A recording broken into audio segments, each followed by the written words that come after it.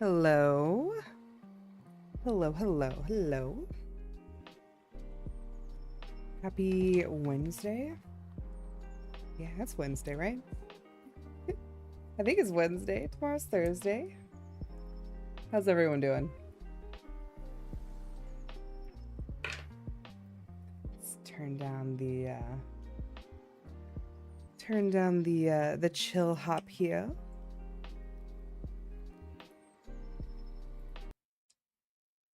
All right, so you might have heard the glaringly loud music earlier. I'm sorry if I blew out your ears.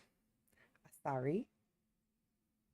But we're about to fall in love with the recipe, the man, the myth, the kernel. It's gonna be fun. It's gonna be interesting.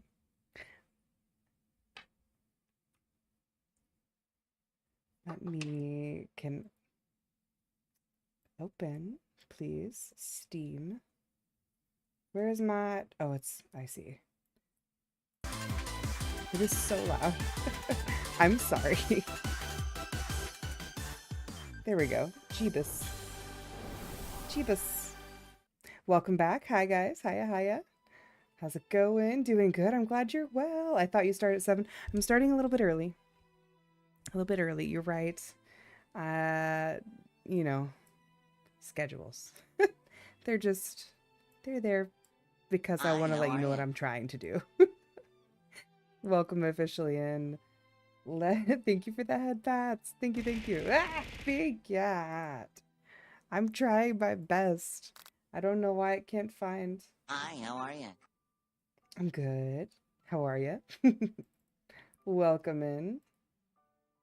Where is it? Why will it not see? Hang on. I think I need to mess with some settings. Settings. Windows full screen. Maybe that'll help.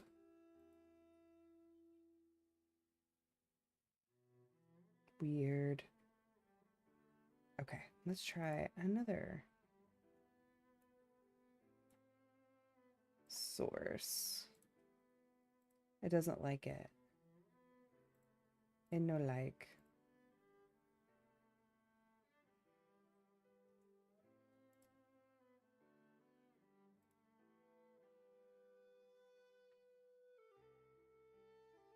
Thank you for the hat.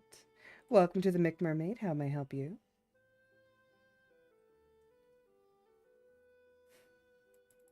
Oh, that's not what I wanted. Hang on. Stop.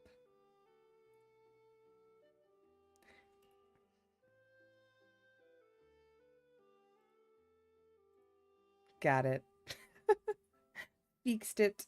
I want to go back so you guys can see the intro because the intro was hilarious, actually. Like, absolutely hilarious.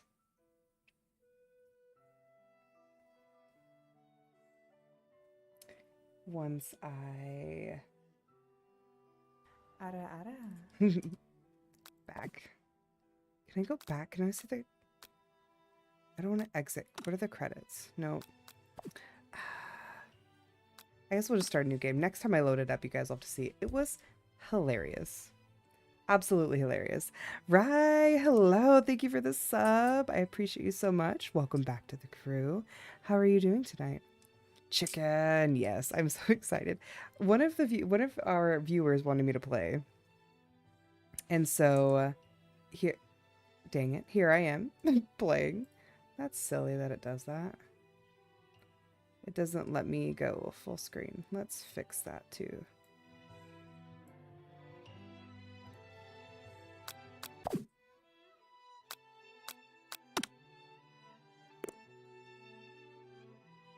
Hey, problem solved. Cool.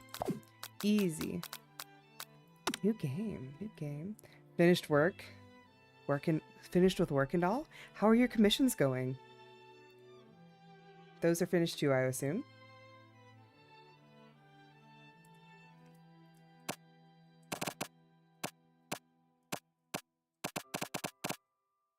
CQ come. See, QQ. We'll just do that because QCome feels like I'm going to get some shit from the chat. Doing all right and relaxing. You are such a vibe, I swear. Chill and, I mean, I haven't had dinner. This looks really good. I'm hungry and thirsty at the same time. Oh, my goodness. You sleep softly in the morning as the sun casts a warm glow through the window of your modest student apartment. Look, excuse me. Oh, you guys can't see it because of the chat. Okay, I'm gonna hide the chat so you guys can see. Look at the chicken. Being hungry and playing a KFC game, the struggle. You know, I'm hungry for the chicken, thirsty for the kernel. You know, we're gonna make it. We're gonna get it. We're gonna have a good time. Declare. Not used to the title and the name at the top. Oh, what do you mean? The title and the name? Oh no. The model. She frosted.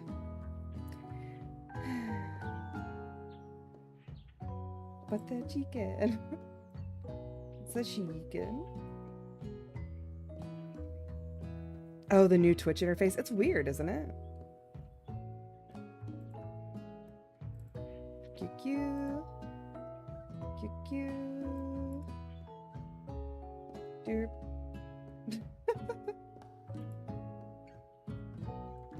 And no calibrate. Okay.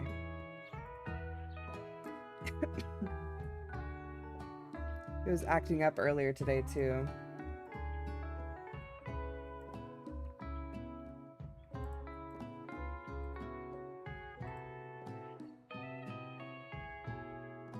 There we go. Fixed it.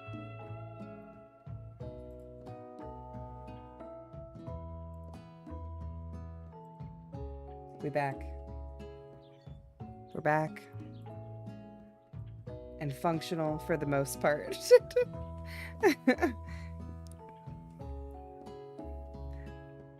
All right, let's keep going.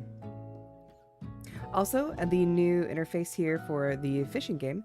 While you guys are hanging out in chat, if you use !fish, you'll be able to fish and you'll see it happen in the lower left portion of the screen. I'm gonna give you a little something fun to do while we do this visual novel. Never stream without scuff. That is bare minimum here, WeCat. You know that, right? You know that.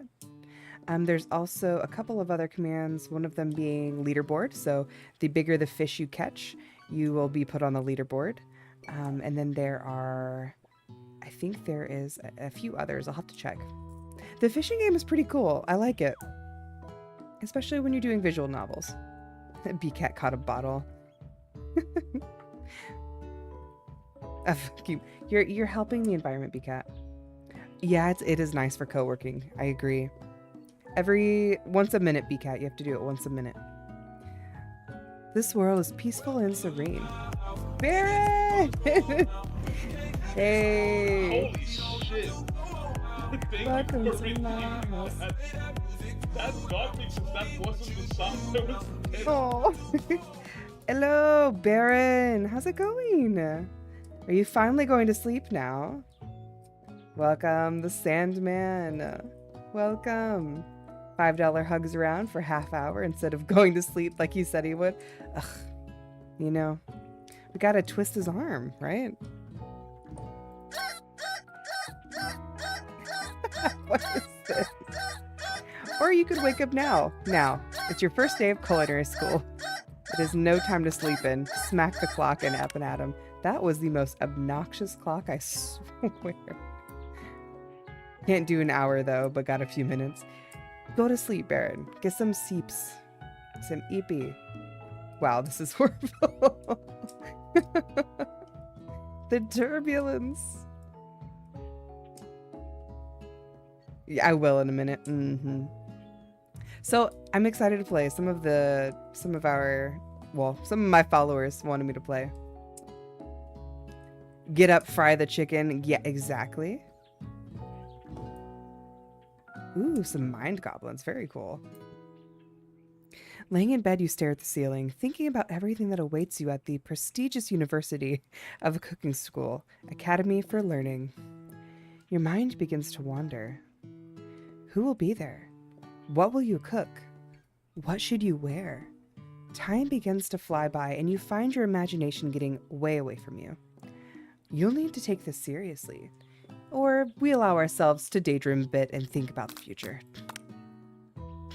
My ears are confused. Sorry, Claire. It's here, finally our first day of culinary school. So many dishes to prepare, so many students to meet. Your mind is swimming with possibilities, and when you realizing you're running late, you grab a biscuit and burst out the door in a hurry. A biscuit, how appropriate. Oh my Lanta. Hang on, let me turn down the volume a bit. It's a little loud on my end. Meep. Mmm, delicious. Just what you needed to wake up those taste buds. I need a biscuit. It looks great. Yikes, you're in such a hurry. In fact, you forgot to put on deodorant before running out the door. You're sweating buckets as you rush to arrive on time. Uh-oh.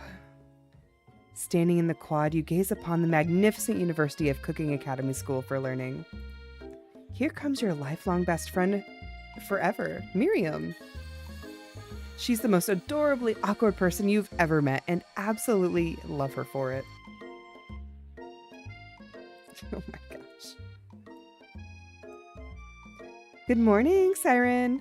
You're excited for the first day for the rest of our lives?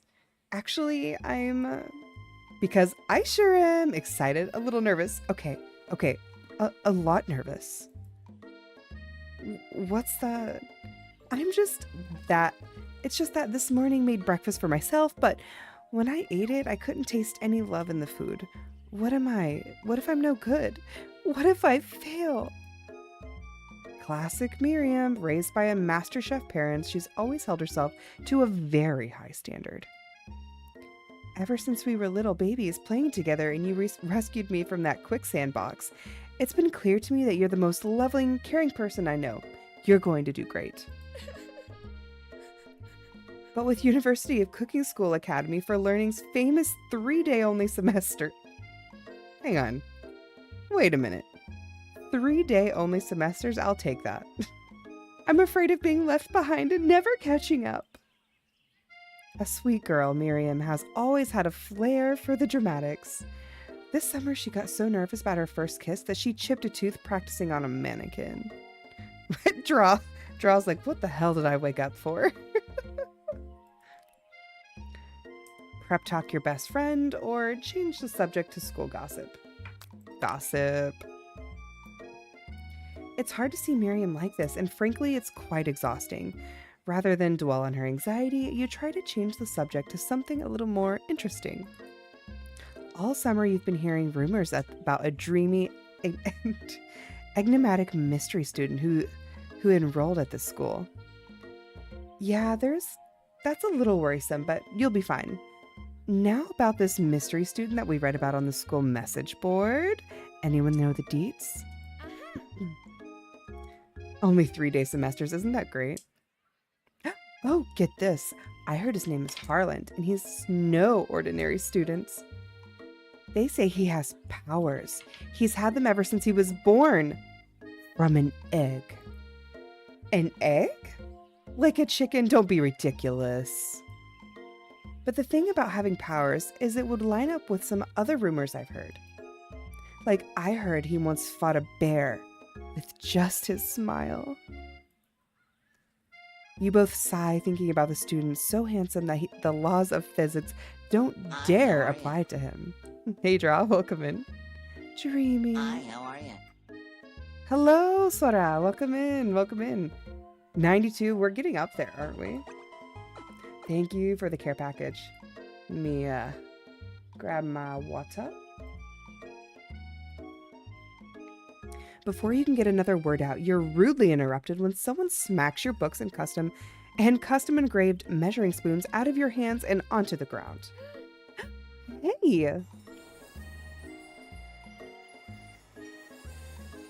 It's Ashley, your arch rival. She's totally evil, but you can't help but be filled with jealousy.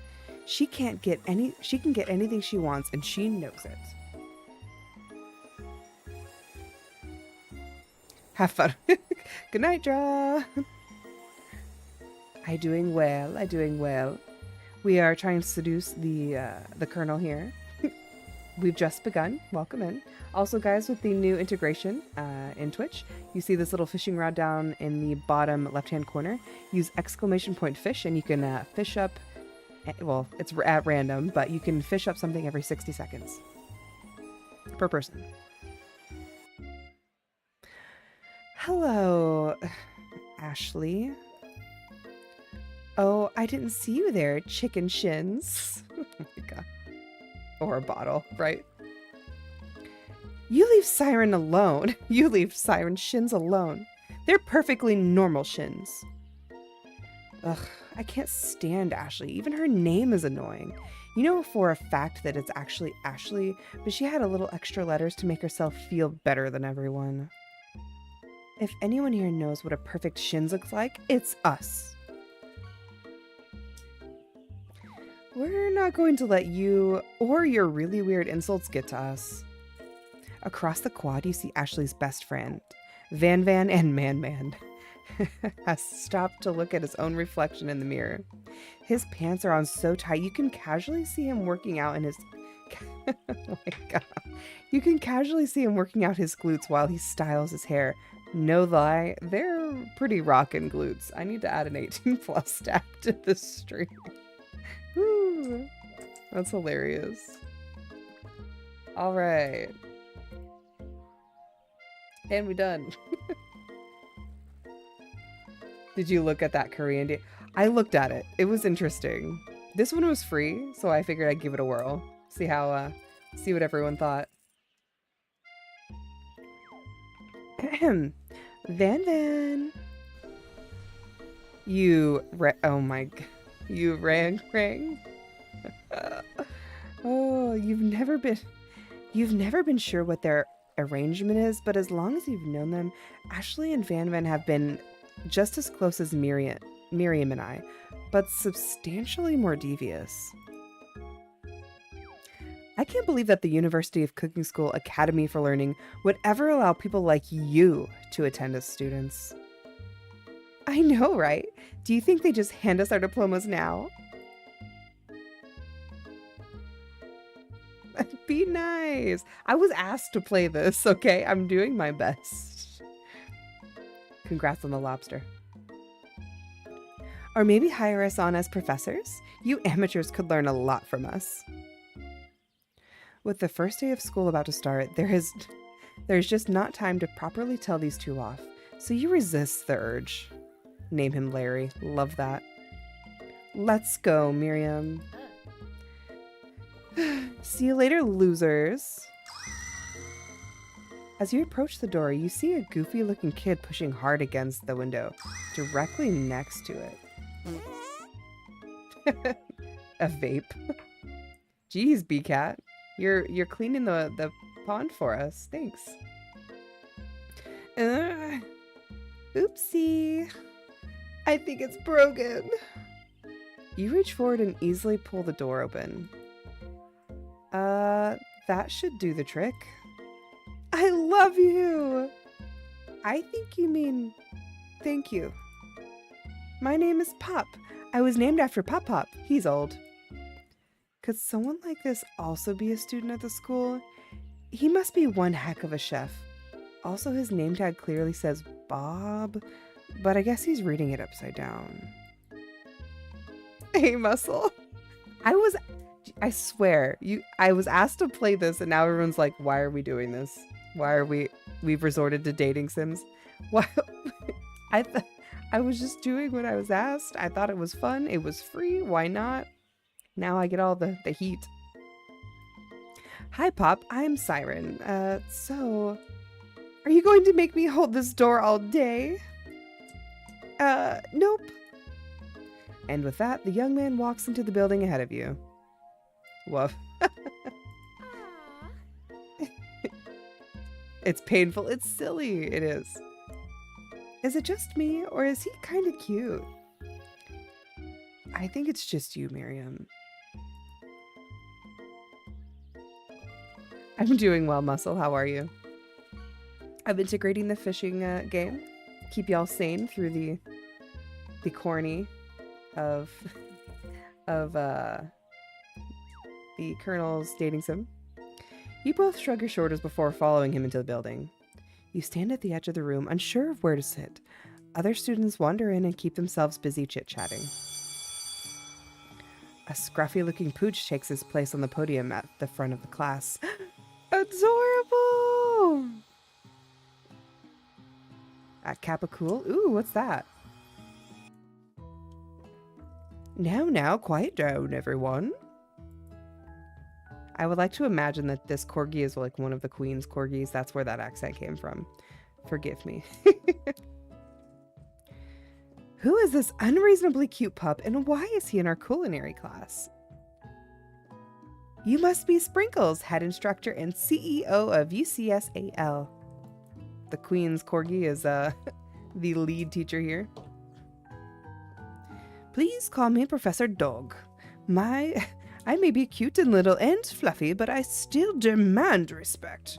Woof, woof. Don't cook the doggo. I can't. He's the CEO of the school, which feels weird. I would assume the dean would be the correct term, but here we are. What? A cute dog is our professor? This is the best school ever. I guess only a dog's nose is capable of picking up all the nuances of fine dining. Out of nowhere, wind begins to rush around and swirl of cherry blossoms. Petals fill the air and inside the classroom. I'm chilly. Someone close the window. The president is just a dog. Kinda so. And then he walks in. Arrow, if you can hear him cackling in the background, mind your business. No, you can't. You're going to be hearing... Arrow said, did Colonel Sanders start graying when he was 17? KFC guy, but yeah, it is. It is totally that. He walks in. You're immediately swept up in the aura of this new student and his remarkable goatee. Arrow, stop. Who knew anyone could be so handsome? Time stands still. It's him. If it isn't my favorite student, Harland. Colonel Sanders interrupts Sprinkles. Sorry, Professor Dog, before he can finish his sentence. Please call me Colonel. Hi, how are you? Hey, Draco, welcome in. Colonel Sanders? Colonel Sanders. A hush-held murmur rolls through the classroom as Colonel Sanders walks down the aisle of desks. Suddenly, in the room is sweltering. No, Arrow's laughing. Begat. He's cackling at me. Sweat begins to bead across your brow, and you feel like everyone is watching you. And you're not entirely wrong. And this over here must be Sweaty Sweats a Lot. And maybe we can open up a window back here before faucet pits melts into a puddle and evaporates entirely. You two both know my name. We were in the same kindergarten class, and what is all with your really weird insults? You turn to find the colonel. I hope they can hear you cackling. She's fanning me with a fan. They must hate the natural musk, cowards, right? You turn to find Colonel Sanders standing right in front of you. Colonel Sanders, beautiful angel that he is, stands in front of you, smiling gently, his hand outstretched. Boy, howdy, this classroom gets hotter and hotter than Kentucky Friar. Please. He's literally on the floor, guys. Cackling. Rest in peace, my husband. He said I need a cough drop. Please, use my handkerchief. You freeze up. Colonel Sanders is talking to you. Wait, Colonel Sanders is talking to you about how sweaty you look? You're completely mortified. This can't be your first interaction. What if he never forgets this moment? How will you respond? Take the handkerchief. Understandable. You stretch out your hand and Colonel Sanders places the fine silk handkerchief into your hand. It's so beautiful. You hesitate to press it to your face, but when you do, the feeling is transcendent. It is his natural scent on it. It smells of the most delicious chicken you've ever smelled.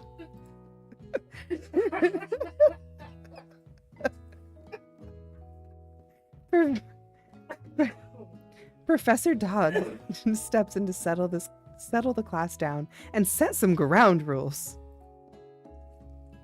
Welcome to the University of Cooking. Welcome to the University Cooking School Academy of Learning, the greatest culinary academy in the world. The birthplace of culinary legends past, present, and future. Many challenges await you. There will be tears, there will be blood, and there might even be really adorable tiny food. And well, when it's all said and done, there may be a battle. You will lift your sporks and compete in the broom cooking arena. Just then, another student enters the classroom and interrupts the professor's rousing speech. Hi, sorry guys, I'm late. I hope everyone had a good summer. I really miss... Quiet! Late to class is bad enough, but interrupting my monologue?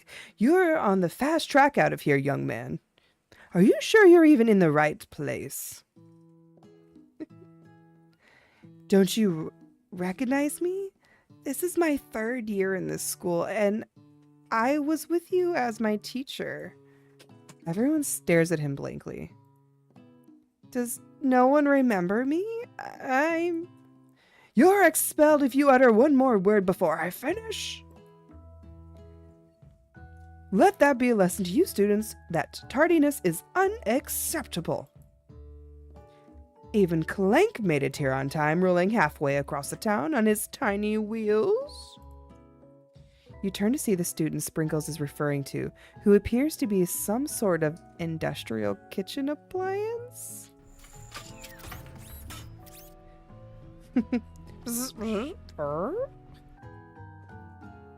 The class bursts into laughter. That's a good question. I have no idea who that is.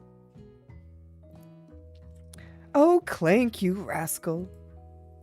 Sprinkles walks into the classroom as everyone stands in silent obedience. When he gets to you, he lifts his nose into the air and takes a deep sniff. Sleep well, Baron. May your dreams be full of tasty fried chicken and thirst for the Colonel. Night-night. Your diet is lacking. Based on what I'm picking up here, you definitely need a multivitamin. You could be taking better care of yourself. I've never had a talking dog as a teacher before, but Sprinkles' reputation for being smart but tough is very well known. You decide to try and butter him up by giving him a treat from your pocket. But what kind? Beef treat, a rubber ball, or a chicken snack? I think chicken snack is appropriate. You reach beneath your apron and return with a chicken snack in your hand. Sprinkles' eyes go wide as he locks onto it. His favorite. Well, well, well. I think there might be some competition for a new star student. The furry professor immediately devours the snack, leaving your hand slick with a coating of warm doggy drool. You see the other students eyeing you jealously, but you pay no mind. If they wanted to succeed in life, they should have learned the importance of carrying a range of dog treat flavors with them at all times. Settle down, young chefs. Take your seat and prepare to have your minds open to the amazing possibilities of this culinary creation. As everyone rushes to claim their favorite seats, you're left standing in the front room. Only 2 options remain. Hey, Siren! There's a seat over here. It seems that no one has cleaned the seat next to me, if you're interested. Ooh, do we sit next to our long-term friend or the new steamy colonel? Sorry, squirrel friend. You move to take your seat next to Colonel Sanders. It appears that he brought no books, no pens, no pencils. However, his perfect upright posture shows off a seriousness that makes you confident in his desire to learn. Thanks for offering me this seat. I've only had 2 rules.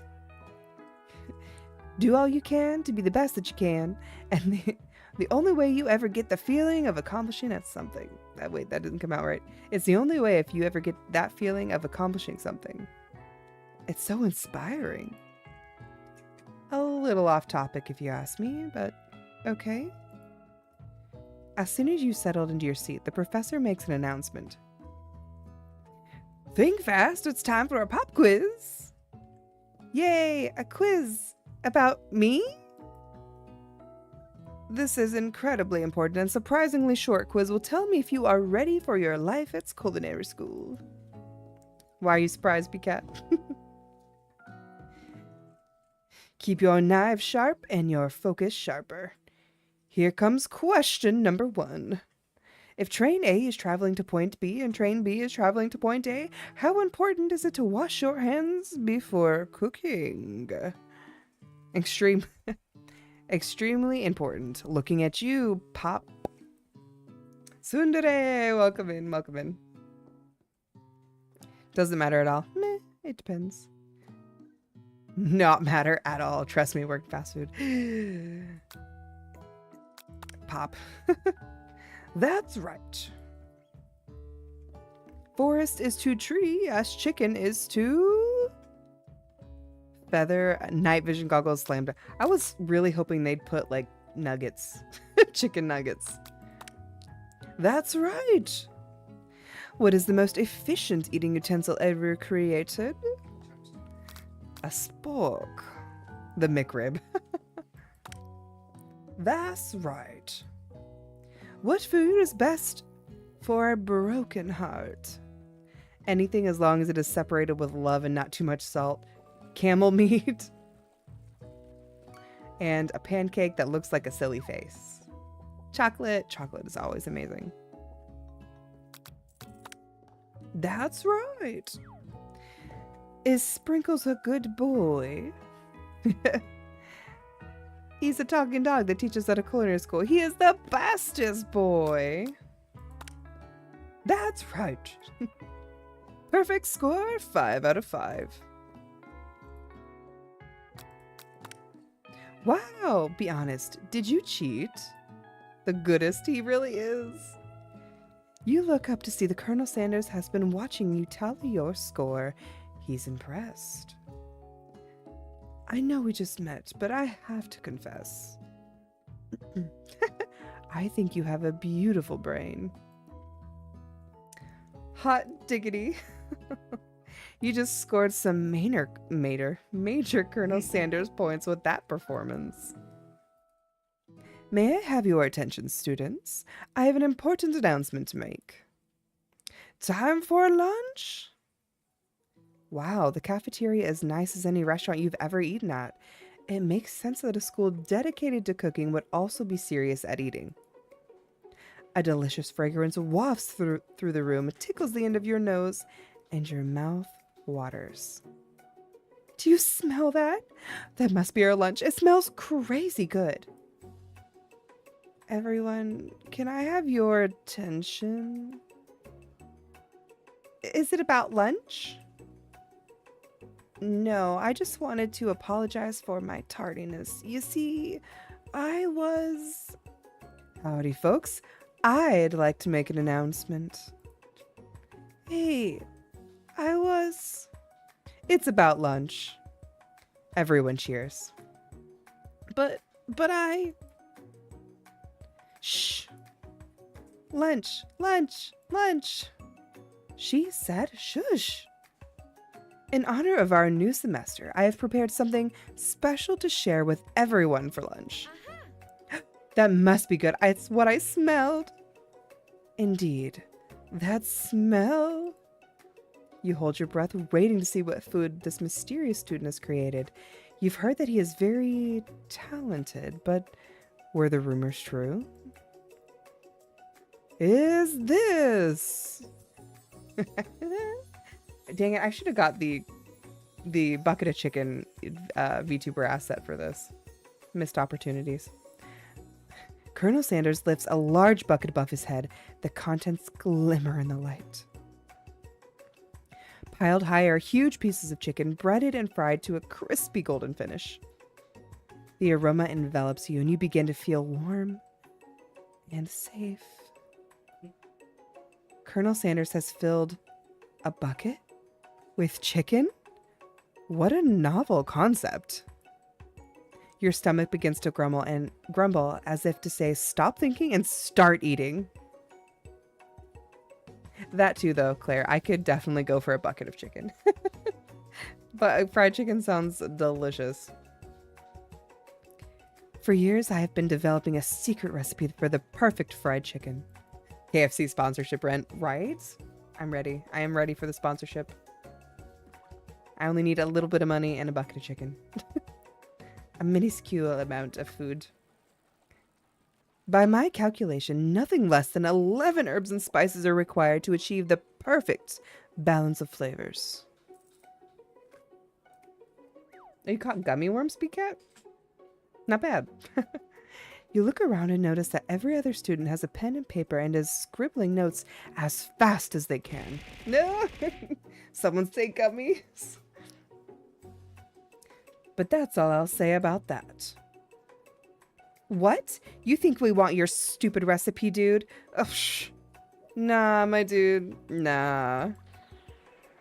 I'm just, drafting a last will and testament in case, one of those ingredients is poison. Got him.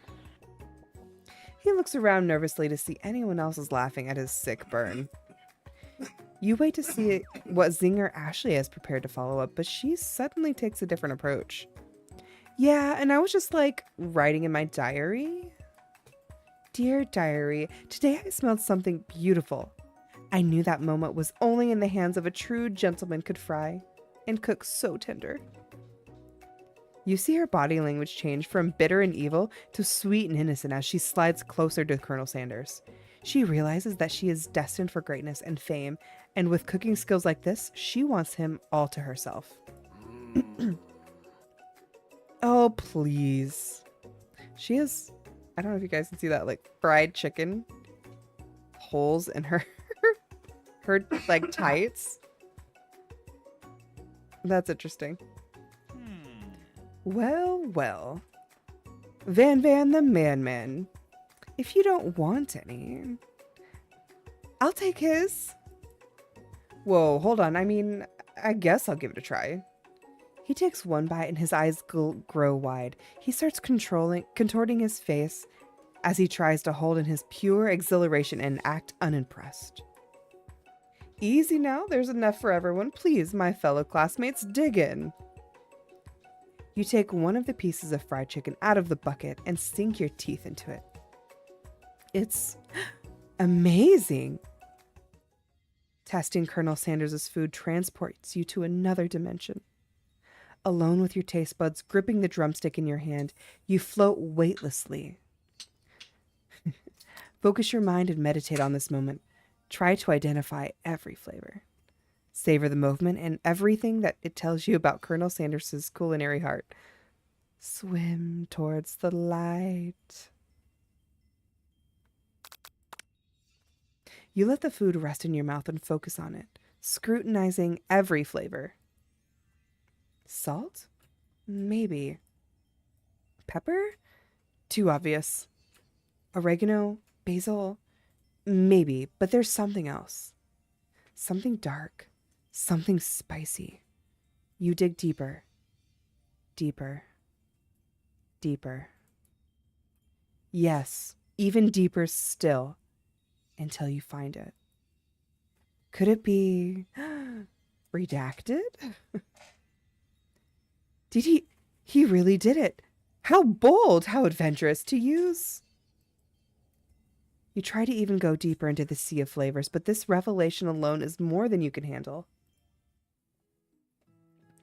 You snap out of it and realize that this information was meant to remain a secret, and yet, now you know. A mantle of responsibility now rests upon your shoulders. Thank you, Draco, for the hat. As you look around, you realize that everyone in this room is consumed by lunch. No one noticed that you've traveled through space and time. After tasting his food, you try to get some one-on-one time with Colonel Sanders. Colonel Sanders smiles ever so softly at your approach. He stops what he is doing and allows you to break the silence. Colonel, I wondered if I could talk to you for a second. Anything for a fellow chef. What exactly did you put on that chicken? How bold of you to come and ask. It's an idea I had for a new combination of flavors that will make me my fortune and establish my legacy for all time as I open a chain of highly successful fried chicken restaurants. You know, no big deal. It's just you and me were talking, and I can keep a secret. In fact, I've got some of my own that I'd be willing to trade. What's the rush? The semester is only getting started. We've got two more whole days to get to know each other. He's clearly not going to give up easily, but it doesn't hurt to be persistent. You know what they say about secrets, Colonel. Shouldn't learning be fun? You've got moxie, I'll give you that. Colonel Sanders looks both ways to make sure you're truly alone, and then he leans in. You can feel his warmth beneath his whispers. Just one ingredient, but you can't tell. I use. It's something of my great-grandmother taught me. Ooh, nice catch, Picat. Wow, you'd never have guessed that. In fact, you're not even sure where you'd get some if you searched. And definitely isn't the flavor you tasted before. So now you're 2 ingredients closer to knowing the full recipe. But don't tell Colonel Sanders that. While you're wrapped up in that huge revelation, you notice that Colonel Sanders has disappeared. While everyone is still in their cafeteria, you decide to look for him. Ooh, Arctic cod. Very nice. You find Colonel Sanders outside, standing by the quad. Oh, it's you again. Howdy. Sometimes I like to come outside and look at the school buildings. I think about how my story will continue on after I've graduated. You're not going to best me. Either. I think in COD we trust. Love that for us. It sounds like you have big plans. I dare say the biggest. I will leave my mark on this world. You can bet on that. Alone together for the first time, you figure now is a perfect moment to show him your personality. Wow him with a big idea to add an additional ingredient. Ooh. Be modest but thoughtful. Nag him to show your own strength. Sure, that sounds interesting. All I have is a scooter to hit my shins with now. You know, I've been thinking about your secret recipe. Of course you were. You don't simply forget a flavor combination like that. That's exactly right. I remember because I've tasted it before. I stopped at a random fried chicken stand the other day, and their chicken tasted exactly like yours. We'll kill the competition. Yeah, you can call me Papa. Oh, I should have named my character Popeye. Popeye's Chicken. Or Bojangles is another chicken place. Did you just compare my recipe to a random fried chicken stand? Well, yes, I did. But it was a really good stand, especially considering it was frozen first. Frozen chicken? Colonel Sanders struggles to conceal his emotions, fighting back tears of anger. I can't believe you'd say such a thing. Good idea, make him jealous. You realize you've done irreparable damage to your relationship from which it can never recover. He's hurt. Oh, his tears. How could you? Hey, Siren, you saw that this game was called a dating sim, right? If that's your idea of dating, this is not the game for you. Oh, no. Oh, what a great robbery. Yeah.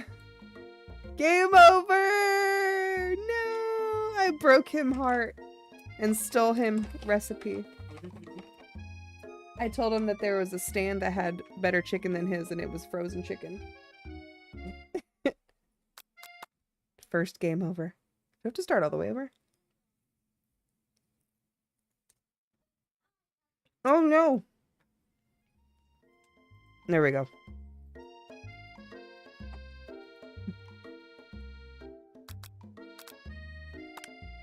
Fine, we'll be modest and thoughtful. You die even in dating simulators. Apparently so. Rip. You just copy this. Now you've got his attention. The flavors were complex but comforting. They interplay with salty and savory and peppery. Oh, it was perfect. I appreciate the compliments, Siren. I'm sure you'll be a big success. I know we've only just met today, but I'm starting to get the same feeling about you. We should head back inside. The next lesson does start soon. You step into a massive cooking area, where the afternoon lesson will take place. Each student gets an oven and all the tools and ingredients that they could need. That's basically what I said, Draco. Popeyes is better, and I died in the dating sim. Rip. Look at this place. It's magnificent. We finally get to show our stuff. Like, who's throwing all this into the pond? Really? You know? Ordnance. Wait a second. Oh no, we have to show our stuff. What if I totally blow it? You're not going to blow anything except maybe kisses into the crowd of fans you're going to earn with your signature adorable tiny food creations. Welcome, students, to the cooking arena. For today's lesson, we will be cooking with partners. Hurry up, pair off. Naturally, Miriam looks over at you, but you're unable to control yourself. You're unable to control yourself. You pounce on Colonel Sanders. Hey, Colonel. Would you like to tackle this lesson as a team? A team of two, that is. Me and you, if that wasn't clear. Oh, poor Miriam. Want to be my partner? Aw. Sure, Siren. I'll prepare our situation. Our station. Whoops. It's a situationship, okay? Without you as a partner, Miriam is left standing all alone. Two different students quickly take notice. Hello, new partner. Beep, beep, boop. Bzz. Oh my. Two potential partners. I'm so sorry, gentlemen, but I don't know who to choose. It looks like you'll have to pick for her. Friend duties can be a little awkward, but that's the price you pay for not being alone forever. Who do you want to be Miriam's partner? Probably Clank. Pop is pretty... something. At least with Clank, you may be able to bake something in him. I don't know. Ooh, a Marlin? Who got the Marlin? Congrats. Sorry, Pop, but I think Miriam will be partnering with Clank today. It's okay. I already ate. It's not entirely clear if Pop has any idea what the point of school is, even at this juncture. Clank is clearly excited to have some attention. He heats up and begins to roll back and forth. Warp, warp. That was my robot sounds. I hope you enjoyed that. Hold on there, fellow. We don't even know the assignment yet. Technically, Clink might not have a face, but there's something charming and earnest about him. Bzzzt. Tissue? I hardly know you. Free coffee. It's a little watered down. Clink judders and a panel shakes loose. You get the impression that this is a sign of affection. Looks like you two will be just fine. Now it's time to focus on your own cooking classwork. Alright, you two, for today's lesson we're going to keep it simple. Pick a basic dish and divide it up into steps. No chef is an island, and it takes 2 flints to make a fire. If you get the idea. Which dish do you suggest to your partner, Colonel Sanders?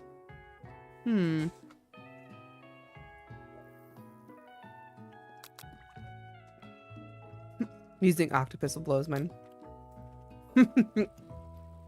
Your grandmother's mashed potatoes and gravy. I've always been something of a down-home chef.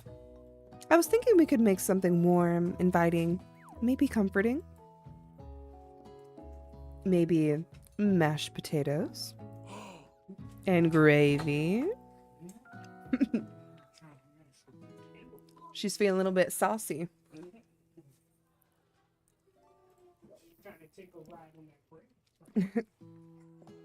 I couldn't imagine one without the other.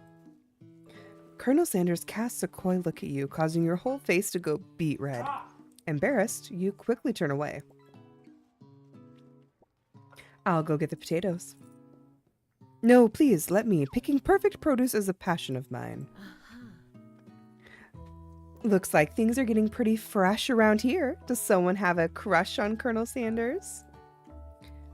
We're just cooking partners. Mind your own business. Sanders' heart is my business, and you better keep your fingers off my man. Did someone call for me? No. Geez, Van. While I'm over here crushing on Siren's dreams, you sure are supposed to be taking care of our classwork. That was the deal, remember?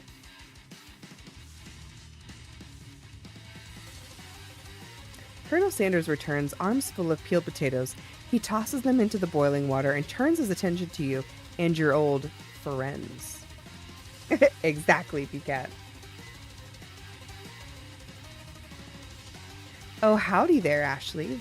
Van, are we working a quartet instead of a duet now? Actually, no. It looked like Siren was struggling, so we offered to give them a hand. You know how it is, these young amateur chefs need a lot of mentoring. I was going to say, Colonel Sanders, maybe I could also teach you a thing or two about fancy food. Maybe one day we might be able to get up to my level. Doubt it. Don't be rude, Van. Personally, I have no doubts whatsoever about Colonel Sanders' abilities to create and concoct worthy food of our admiration. After all, your fried chicken was quite spectacular.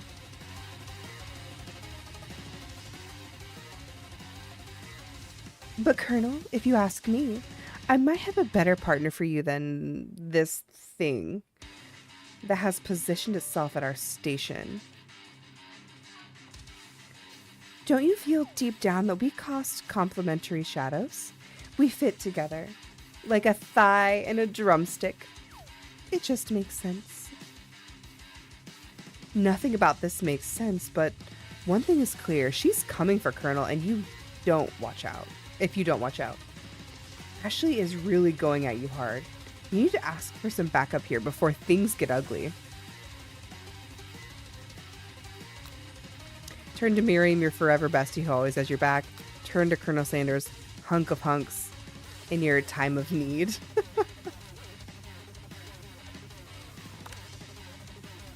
Did I get another scooter? A sponge? No, Claire. I'm here to learn and to express myself via cuisine, not bicker with a prima donna.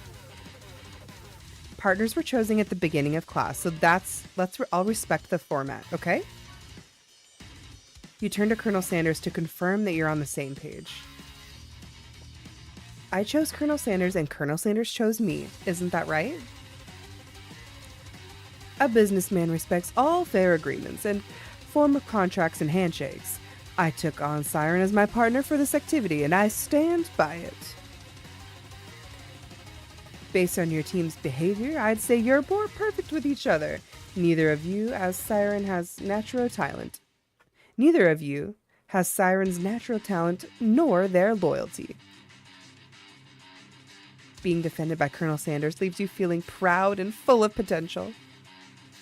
You look for sprinkles in hopes that he might step in, and he's nowhere to be found. Darn those cute corgis and their short, sturdy stature. Dippy cat. You look down at your station and realize that, in the tension of the moment, your hands have been cooking on autopilot. Distracted by the drama, you already crushed and boiled the potatoes into a perfect creamy mashed texture, with plenty of butter and cream for flavor. That's as if your natural passion guided you through the steps as you know so well. Your attention was elsewhere. I know just what to do.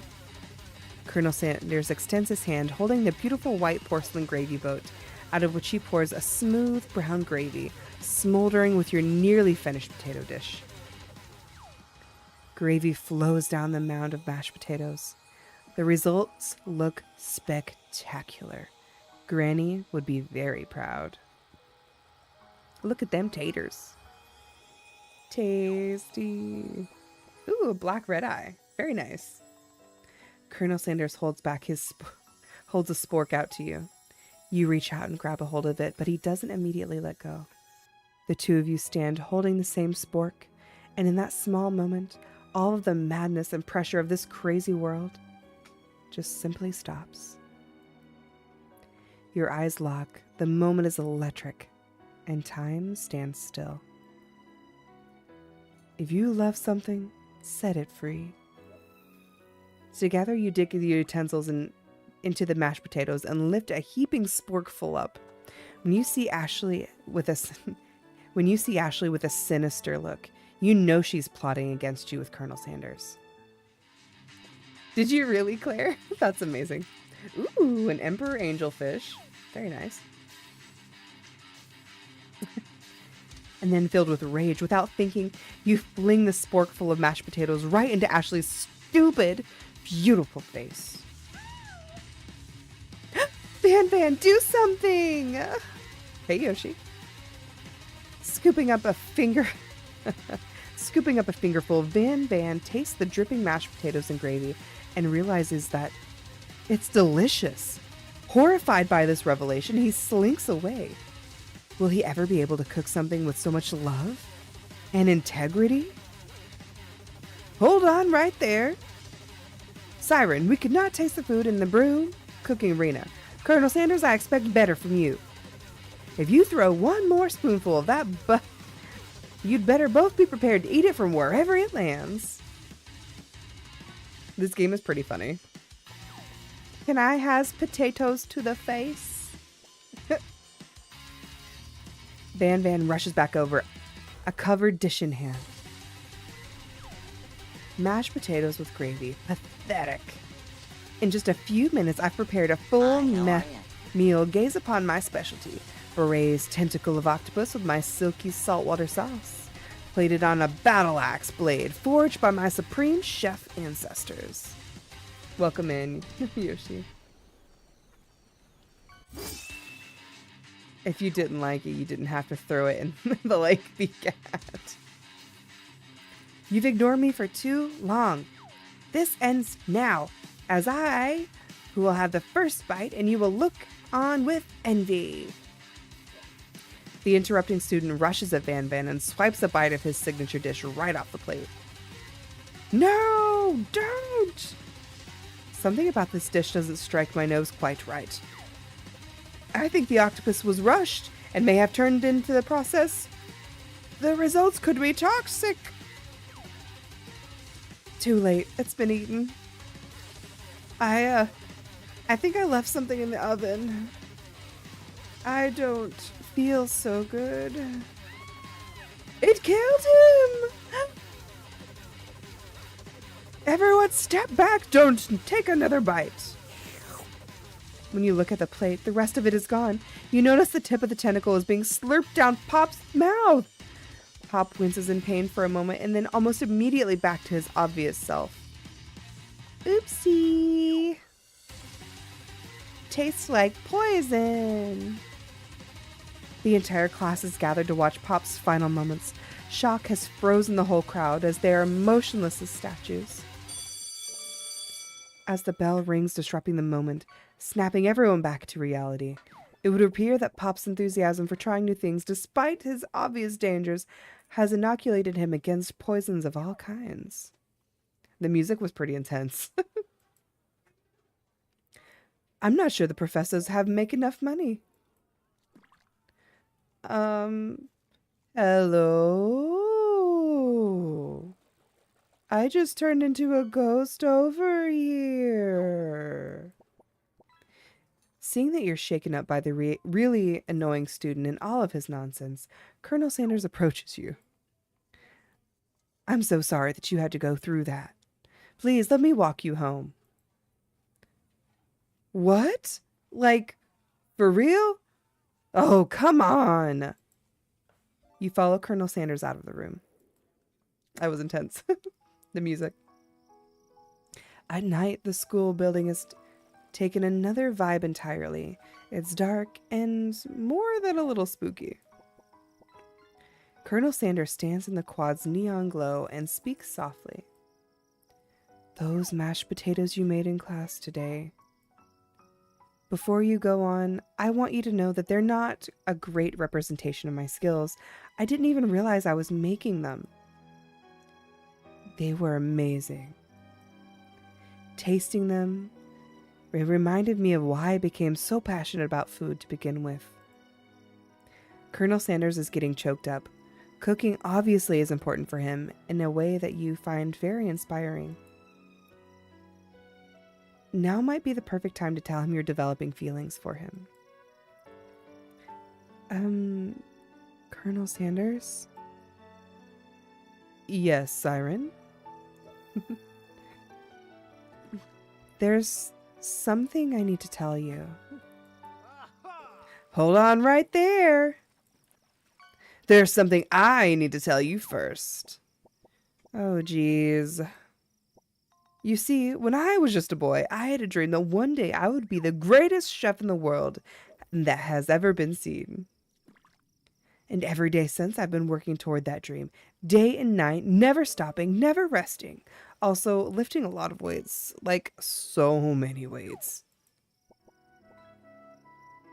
We should follow our dreams with all of our hearts, that our souls may grant them like wishes floating on a shooting star.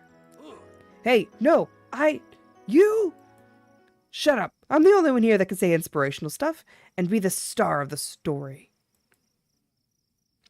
Are we forgetting that your cooking literally just killed a guy? You can't prove that.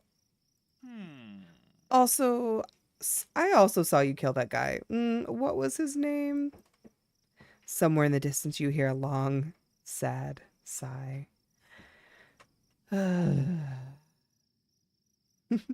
Forget him. We're talking about me. Me. I'm the hero. The spork monster is here to fight a hero. Where the fuck did this come from? I think I left the fridge door open. Later, nerds. How dare you threaten me as I have been letting down my guard and connecting with another chef on an emotional level. Be afraid. Be very afraid of me. Because I am a monster. See? Hey, Hellfire. Welcome in. Welcome in. But before you can discuss syntax any further, it's a turn-based fight sequence. Okay. What will you do? Oh, wow. That is a spork monster, from what I've been told. You decide to go on the attack.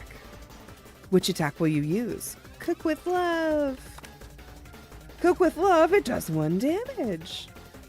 It just got real. That attack really upset the Spork monster. Spork monster goes on the attack.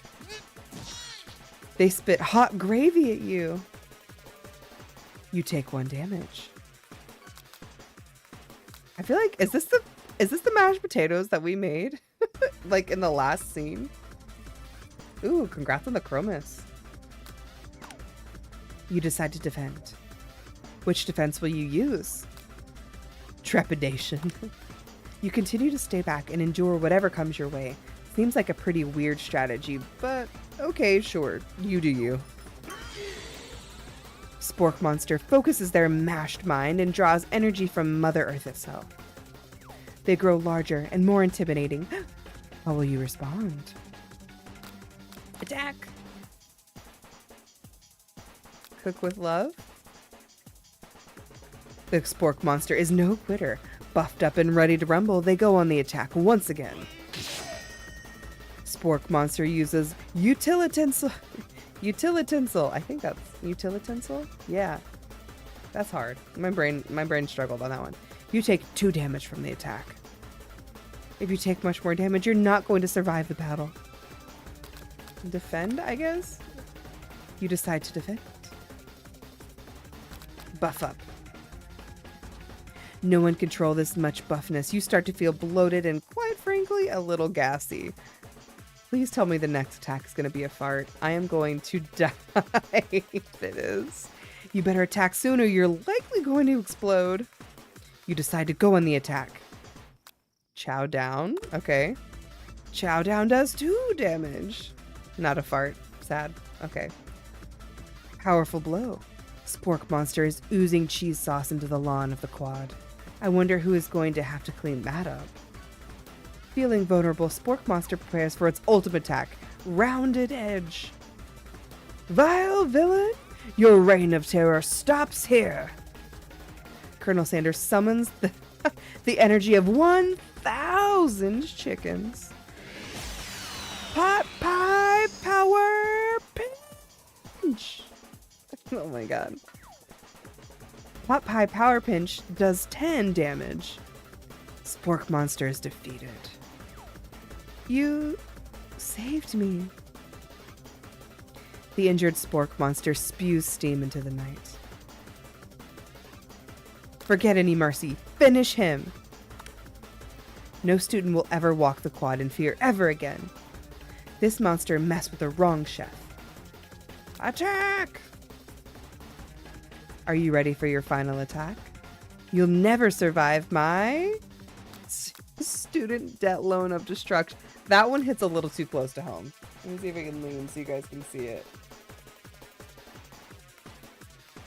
I felt that. A little too close to the core. Student loan debt of destruction does 10 damage. It's me, right? Me too. I paid off my loans a couple years ago, but still. Spork monster is completely vaporized. Colonel Sanders looks to me in awe.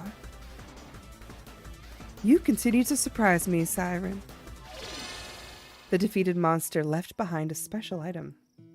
It appears to be the first to be a cookbook, but upon closer inspection, it's so much more.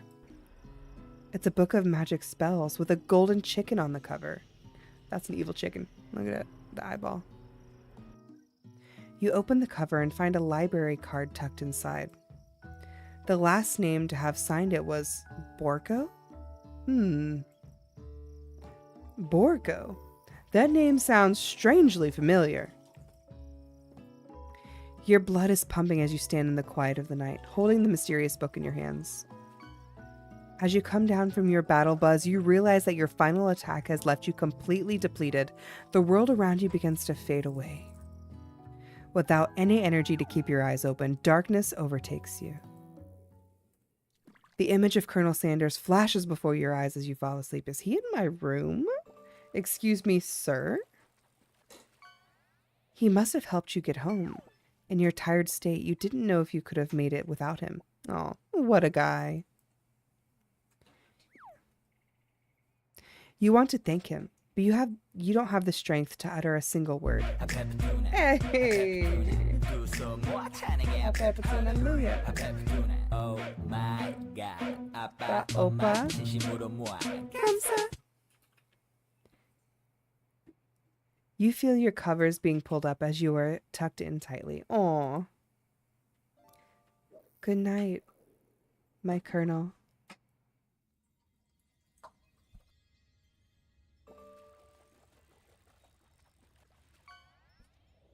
In your dream, you're together with Colonel Sanders.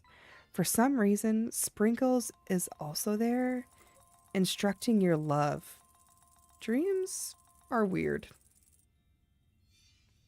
Croissant shark. I like that. That croissant shark looked delicious. You awake on day 2 in an attempt to process the wild visions you had. Were they memories or premonitions? You lie in bed and stare at the ceiling, thinking that the secret you discovered while tasting the Colonel Sanders cooking yesterday. You can't believe he really used redacted. And there was that secret ingredient that the Colonel Sanders had. Went on ahead and told you outright. Not much of a secret, is it? Sure, that makes sense. We'll go with that. You meet up with your bestie in front of the school. Before you can tell her the encounter with the spork monster, she launches into a story of her own. Okay, I know this might sound a little strange, but I think I might be, I think I might like Clank. Oh, she's in love with a robot. Or likes a robot. Like him? Like? I know, it sounds like we're moving way too fast, but there's something about him. I like him. I like him. We got to talking after class, and he's actually a total sweet guy. Not only that, but he's really smart. He told me all kinds of stories about Colonel Sanders. Did you know that Colonel Sanders was the most popular kid in high school? No, but that does make complete sense. Yeah, but he was also so popular that he was voted prom king at school, and he didn't even go. He also was the convertible that he himself rode in at the front of the homecoming parade. I'm thinking maybe something got lost in the pressure cooker language translation there. Either way, it may be the best if you took it slow with this new boy like I am with Colonel Sanders. You and Colonel Sanders? The coolest guy in school? The most famous student to ever attend University of Cooking School Academy for Learning? You're a thing now? We definitely are connected yesterday. I'm sure you did. You're great. Why wouldn't he be into you? I guess. Laughing at the implication you and Colonel Sanders might be a thing is definitely not cool, but you are great. You have an idea about how to prove that your love is real. Well, if he's not into me, why would he tell me one of his secret ingredients? However, you don't tell her that you know a second ingredient too, which is why you discovered on your own. Your bestie's eyes light up. A secret ingredient? Yeah, I just said that. A secret ingredient. Is there a dramatic echo in here? Miriam checks to make sure you're alone before continuing. So this summer, while I was on vacation with my family, a lovely man approached me in a botanical garden where I was wandering. This can't be good. He told me all about his passion for spices. Secret spices. The man even gave me some to show me what he meant. He said that it was a powder created from super duper rare dried flower petals, and that if I did him a big favor, he would give me some of my own. This feels kind of scary. Please, Miriam, don't tell me. So I filled my suitcase with them and brought them here. He was so nice. He even met me at the gate when I arrived. Later, when I cooked with them, a very strange feeling came over me, and the flavor was unlike anything I've ever tasted. I think you're being very liberal with the meaning of spices here. Whatever. Anyhow, we both share an interest in cooking, so we stayed in touch, like pen pals. I bet he would love to know more about the new spices. Well, I'm definitely not supposed to share Colonel Sanders' secret recipe, and besides, I only know one ingredient, so I doubt I'd be much help to anyone. Please, please, please. I mean, it would mean the world to me. No one has to know that it came from you or Colonel Sanders. Make up a fake ingredient. You quickly think of a fake ingredient. I don't know. How about it was Eye of Newt? I know it sounds like some kind of witch's potion, but what can you do? Eye of Newt? Wow. Her eyes light up, imagining such a thing, that you figure that you finally satisfied her and her curiosity, and she'll eventually move on. However, she immediately turns around and does some thumb typing on her phone that you can't quite see. This is probably not good. Before you can ask her to confirm what she was definitely not texting secrets to other people, you were interrupted. A wind rushes in, cherry blossom petals fill the air. The Colonel Sanders is arriving at school. Stand back and admire his majestic glory. Run to him. You decide the best way to show Miriam how serious you and Colonel Sanders are would be to run to him. Surely he'll sweep you up on the back of his stallion and you'll ride away together. That'll show her for good. Oh, Colonel, my Colonel. However, your sudden movements surprise the horse and it rears up, kicking you directly in the face. The force of the blow completely knocks you out cold. Oof. In the darkness, you see a vision. Ooh. Siren, I'm here to deliver you a message. Not this guy. It is important that you remember this exactly as I say it. If you forget, the world will end, so you know it's serious. I have been trapped in a realm beyond, but a great prophecy relies on my return. Only you can save me. All you need to do is repeat my name 3 times. And that name is... And before he can continue, you suddenly awake. Oh, jeez. You awake and find Colonel Sanders tending to you. He roused you back to life with a satchel of secret spices, or is that just his natural seasoned musk? Compliment the craftsmanship of his horse's shoes, lean in for a kiss.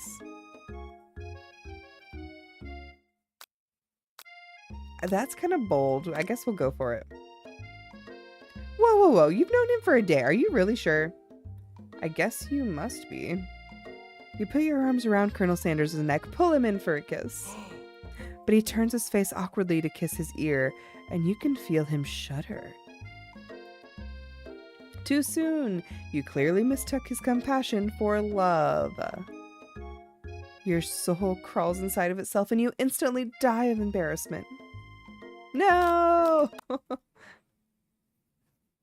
Death number 2. We need a death counter, or a fail counter.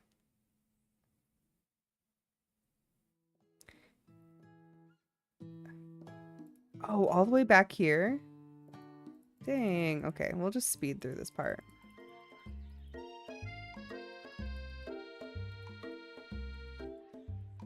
No kiss.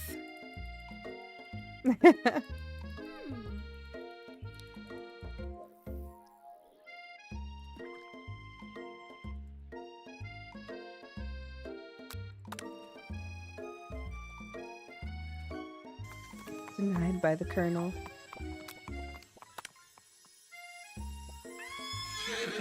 Forbidden kiss, right?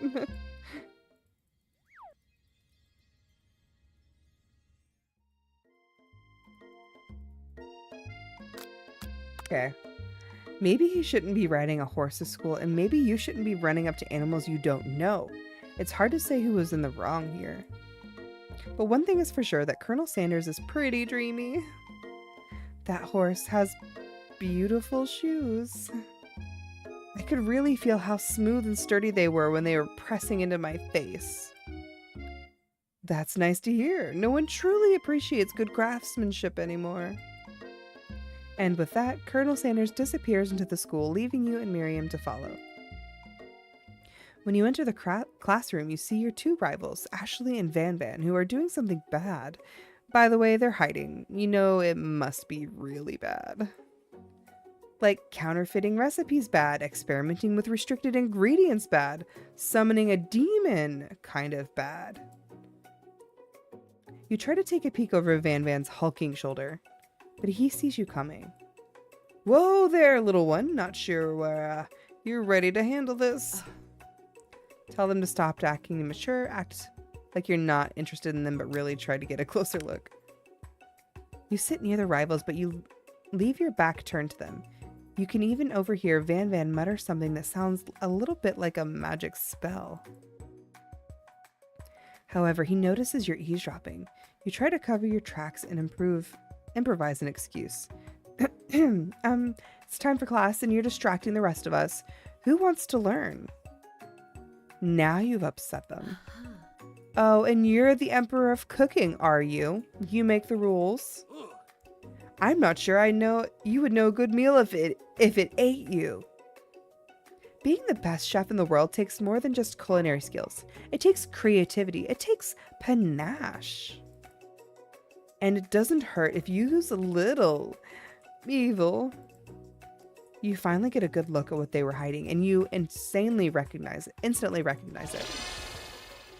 It's a book, just like the one you found after your encounter with the spork monster. That's the same book I found last night in the quad. Ashley immediately elbows Van Van, who hides the book behind his back. I don't know what you're talking about. That book is a family heirloom, and its contents are a secret.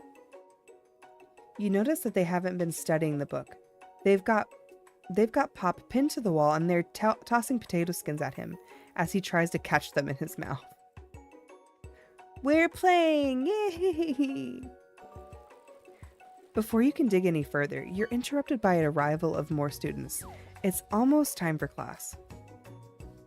Beep, beep, boop, beep. Clank must be running late. He's in such a hurry that he rolls right over Van Van's meaty foot. Oh, look at the sad tears. Hey, watch it, you bucket of bolts! You watch how you talk to him. He didn't do anything. Zzz, womp. Who do you think you are talking to? I've never heard such language, not even from a stand mixer. Womp, womp. No, your mother was a stand mixer.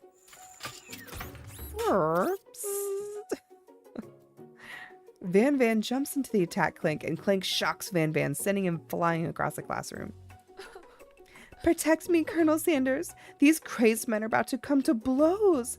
I think it must be over me. I'm just not interested in either of them. Ashley's tone has completely changed in an instant. She bats her eyelashes at Colonel Sanders. Surely he must know that this is a ruse. Right? Gentlemen, get a hold of yourselves. Save it for the arena. At the very least. Or, don't. Honestly, what do I care? I've got a lofty career aspirations to focus on. Maybe I can help you with your business plan. Just then, Sprinkles arrives to the signal a true start of class. He's panting, which doesn't seem abnormal, but he's a professor and, also a dog. Students, take your seats. I apologize for my late arrival. I've spent the morning chasing a car all around town, and my tiny legs are very, very tired. But I'm here now, and I hope you are ready to learn. Rub his furry dog belly, and he loves it. Sprinkles stops in his tracks and sniffs the air around you. Something has him in a trance. It's the scent left on you from Colonel Sanders. Sprinkles jumps on top of you and licks your face. Down, boy! Down! Off toppin'! That command, shouted by Colonel Sanders, had snapped Sprinkles out of his trance. I wonder what's up with that. A dog teacher, yes. His name is Sprinkles. In my headcanon, he is one of the Queen's corgis. The late Queen. Sorry, I got a little carried away. After he catches his breath, Sprinkles regains control of the classroom. Without further ado, we shall review the global history of my favorite fowl, the chicken. You want to pay attention to the lesson, you truly do, which is why in 1776, the signing of the Declaration of Independence, it was a chicken who first signed their name. But you can't help but daydream about Colonel Sanders, and you miss most of the important parts. When you come to, Sprinkles is holding a tray of food in front of you. Well, Siren, naturally it appears you need to be a sample platter. Which item do you want to sample? A shimmering pepper. A brightly colored pepper stands out from the other items in it sparkles most eye-catching way. So naturally you reach out, grab it, and eat it right away. However, your body is not prepared for the heat. The pepper has triggered an intense spice hallucination.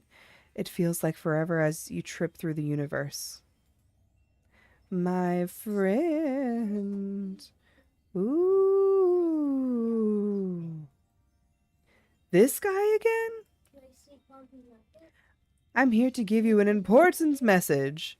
Ooh. You must avenge my death and fulfill your destiny. All you must do is... cough.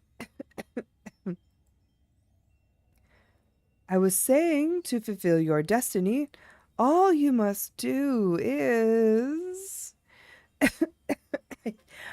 sorry, I think I still got a spice stuck in my throat. It's fine, I'll work through. To fulfill the prophecy, you feel yourself beginning to regain consciousness. Aw, man. You come in to find everyone else staring at you. The pepper was the last of its kind on Earth, and now it's gone forever. Oops.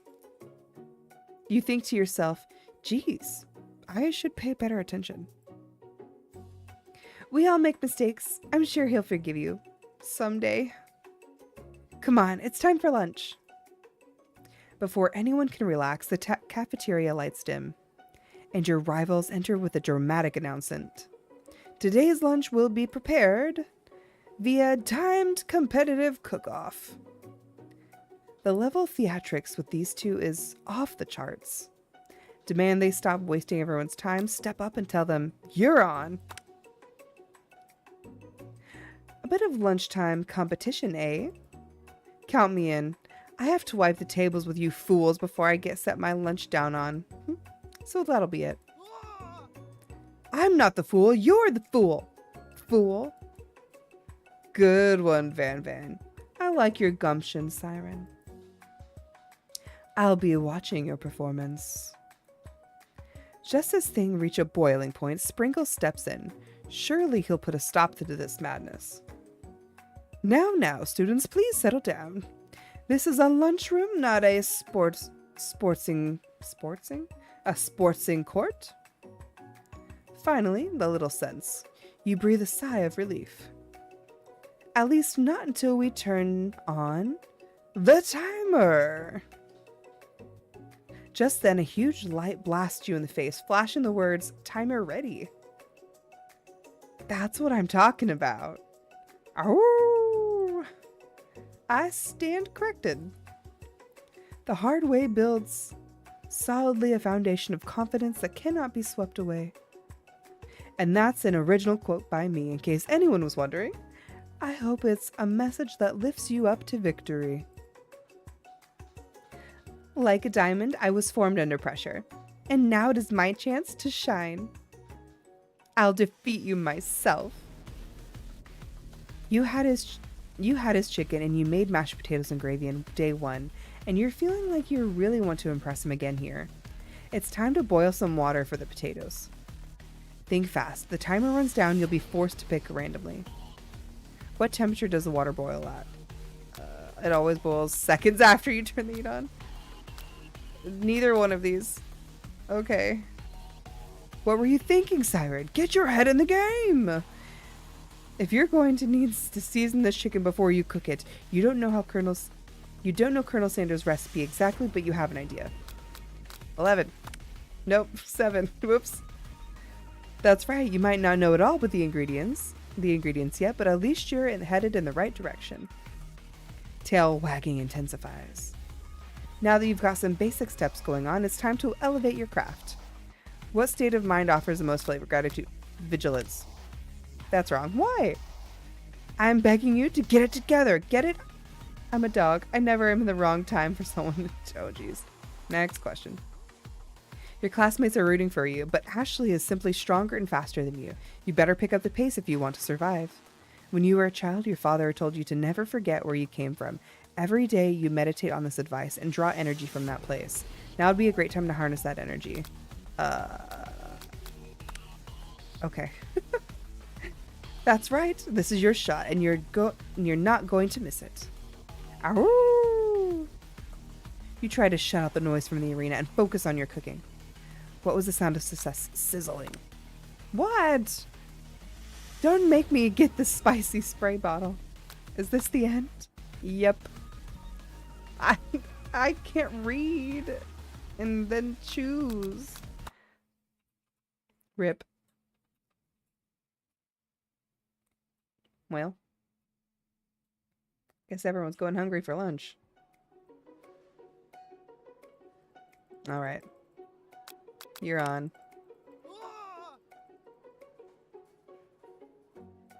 Timer ready?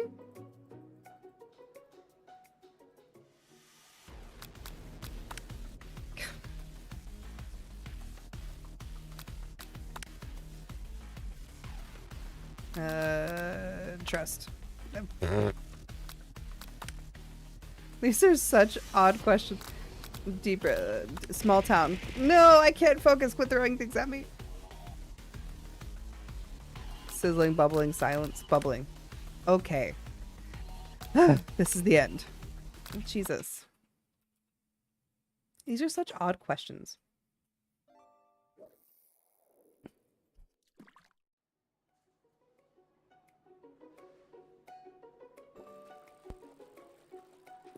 I'm the worst chef ever.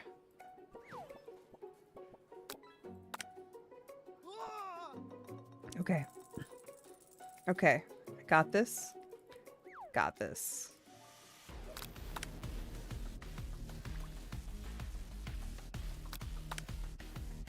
Locked in. I'm locked in.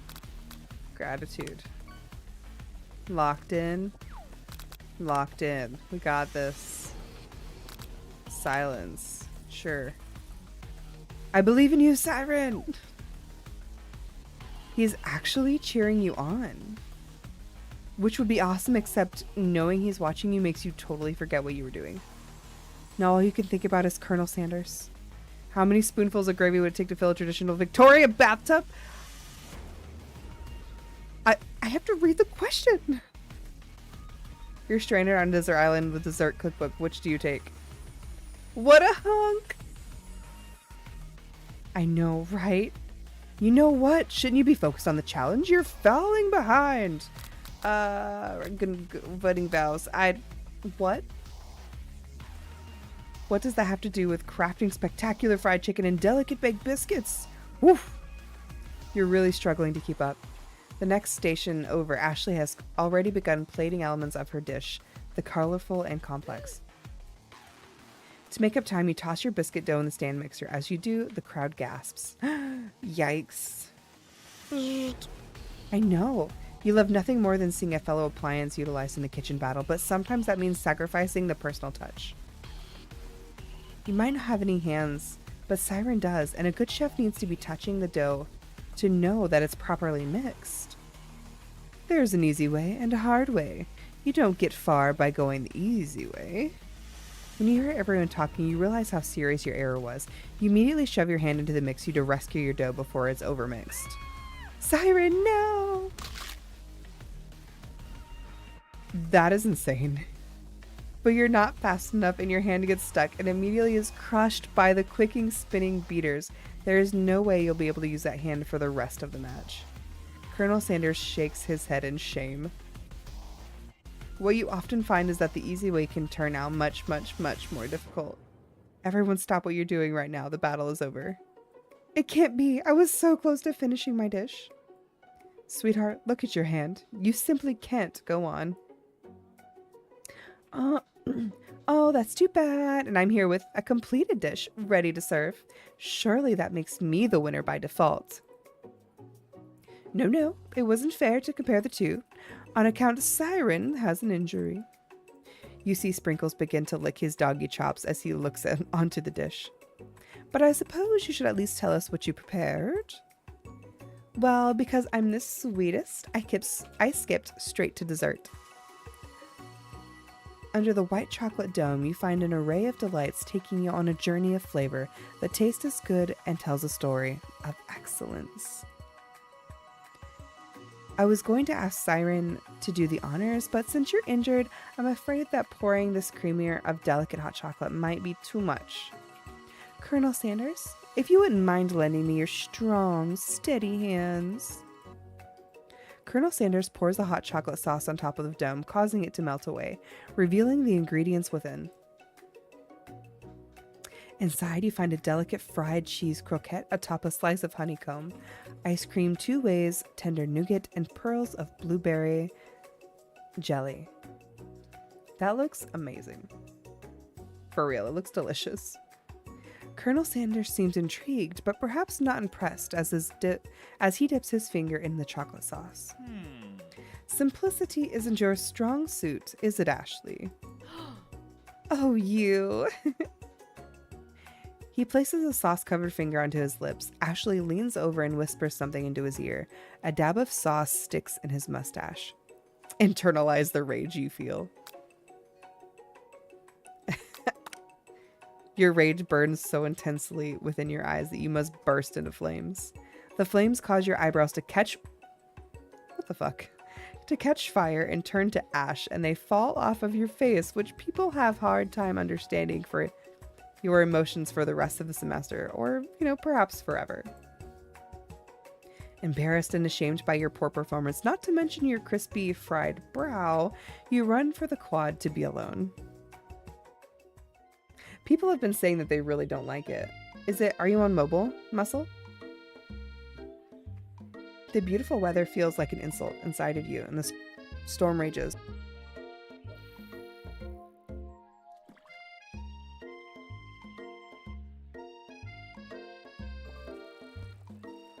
It's Colonel Sanders. He's probably here to tell you that he and Ashley are in love and decided to get married. Oh, desktop? Really? I'll have to poke around and check it out. What's happening in this game? Exactly. I'm wondering the same thing, Arson. And he won't even ask you to cater his wedding because you're a terrible chef and an awful person. You try to hide from him, but he approaches you directly. I know you're hurting right now, and not just from the devastating loss, but from that run-in with the mixer and that small fire. We should get that checked out.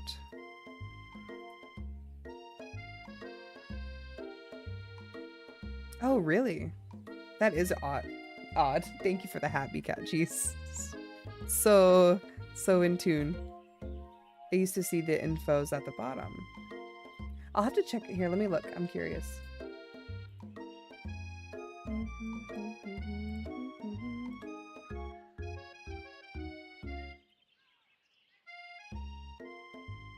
Oh, so the info at top you don't like? You're like, I came into the stream not knowing it was a dating simulator. I'm out. Yeah, it is a little weird. I'm fine. Can't you just leave me alone? I'm a loser. I'm not fit to fill your... I'm not fit to fill your fryer. I'll never be a master chef. Failure is a part of life, not just for you, but for all of us. Do you think I never failed at anything before? It's exactly what I think. Well then, think again.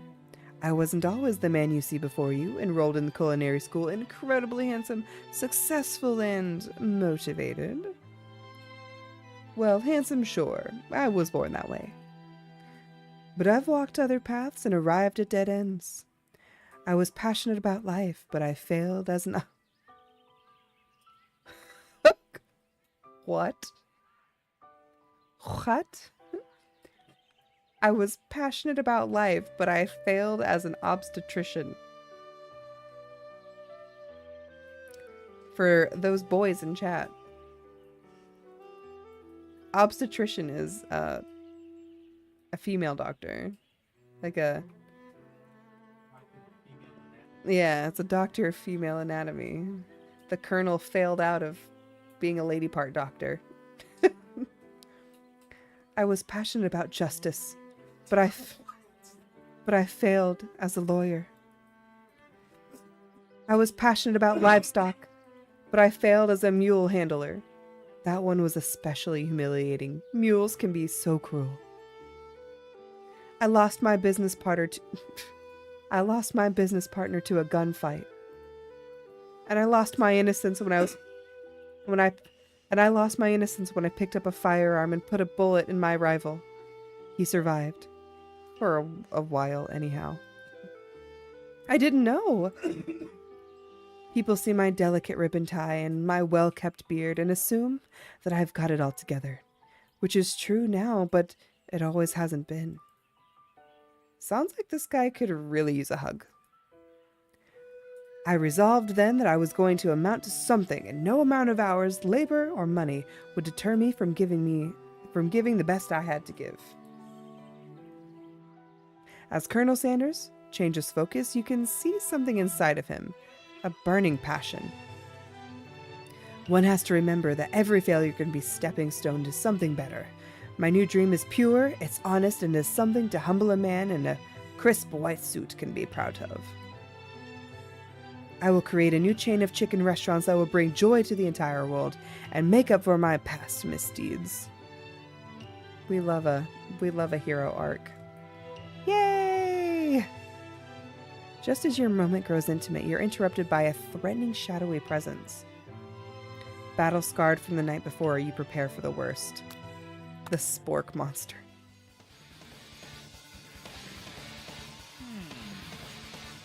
Is anyone feeling a little bit of deja vu?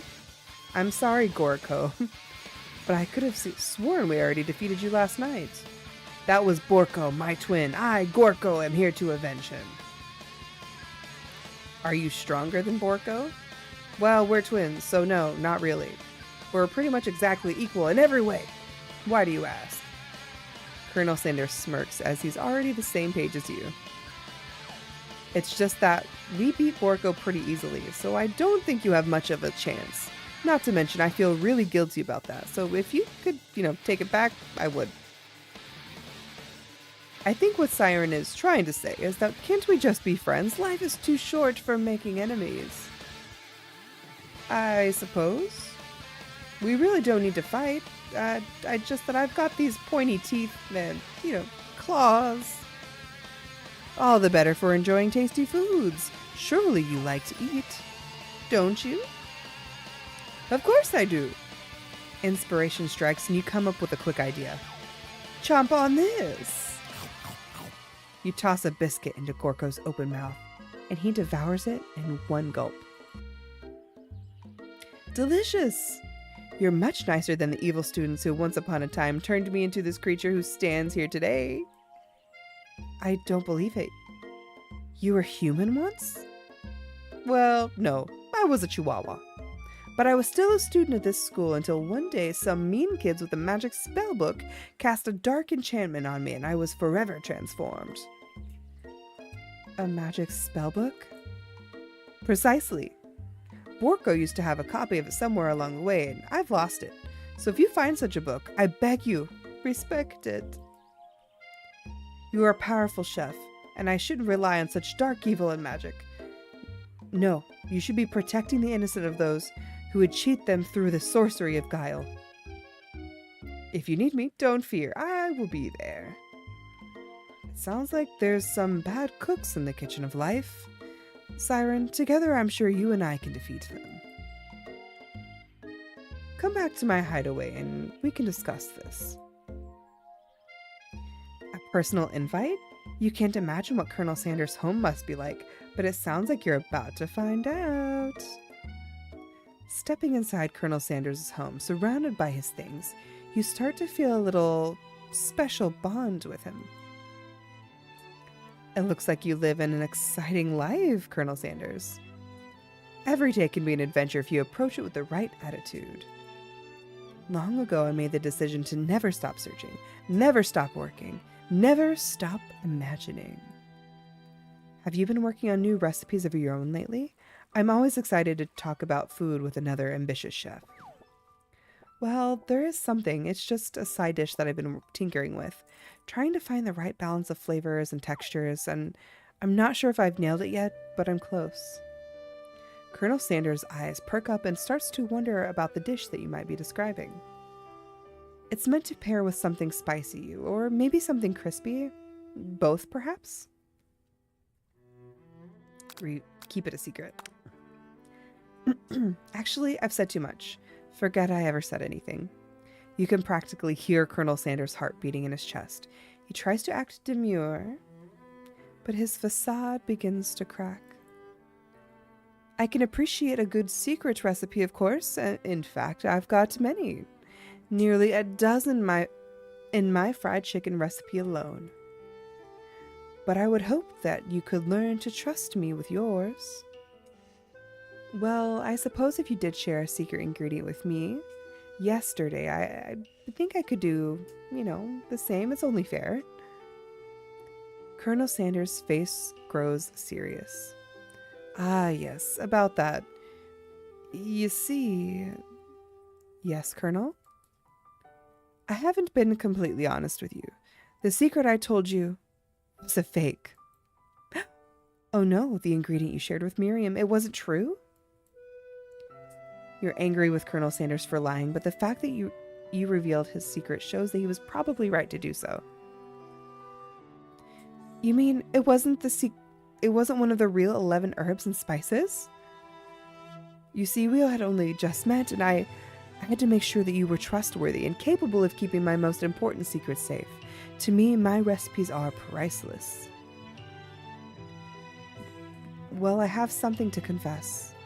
That secret ingredient you told me, I shared it with Miriam, my best friend. Unfortunately, I already knew this. I was very disappointed, but now that you've come clean, I can start building our relationship as fellow chefs once again. I promise to be honest with you from here on out. I really do. I'm counting on you.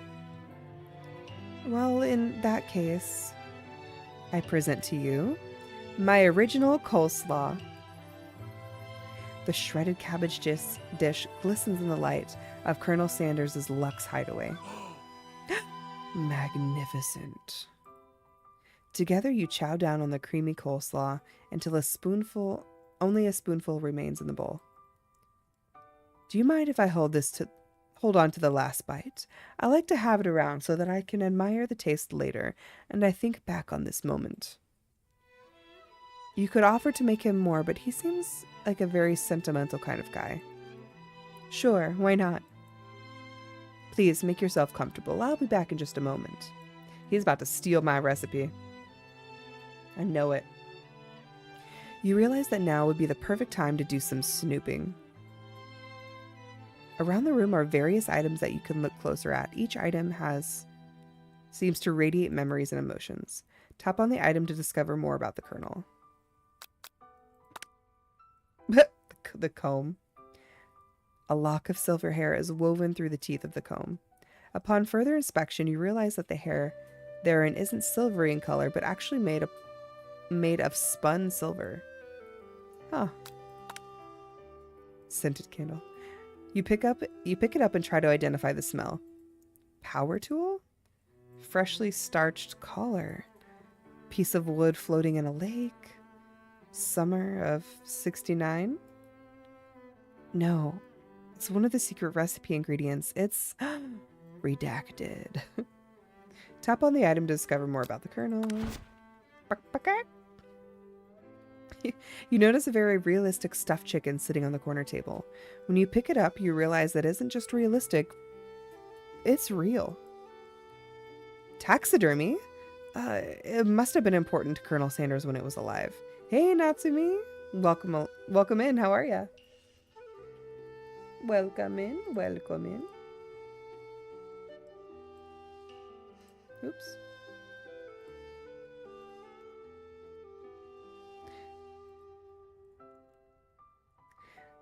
The true state of bird is the great state of Kentucky.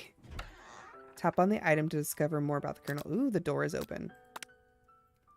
This must be where he keeps his secret recipe. And Natsu! It is Natsumi! You think for a moment, what number is important to the Colonel Sanders when it comes, and then it dawns on you. As soon as you turn the dial, 11, 11, 11, the safe opens. Inside it, you find a single note.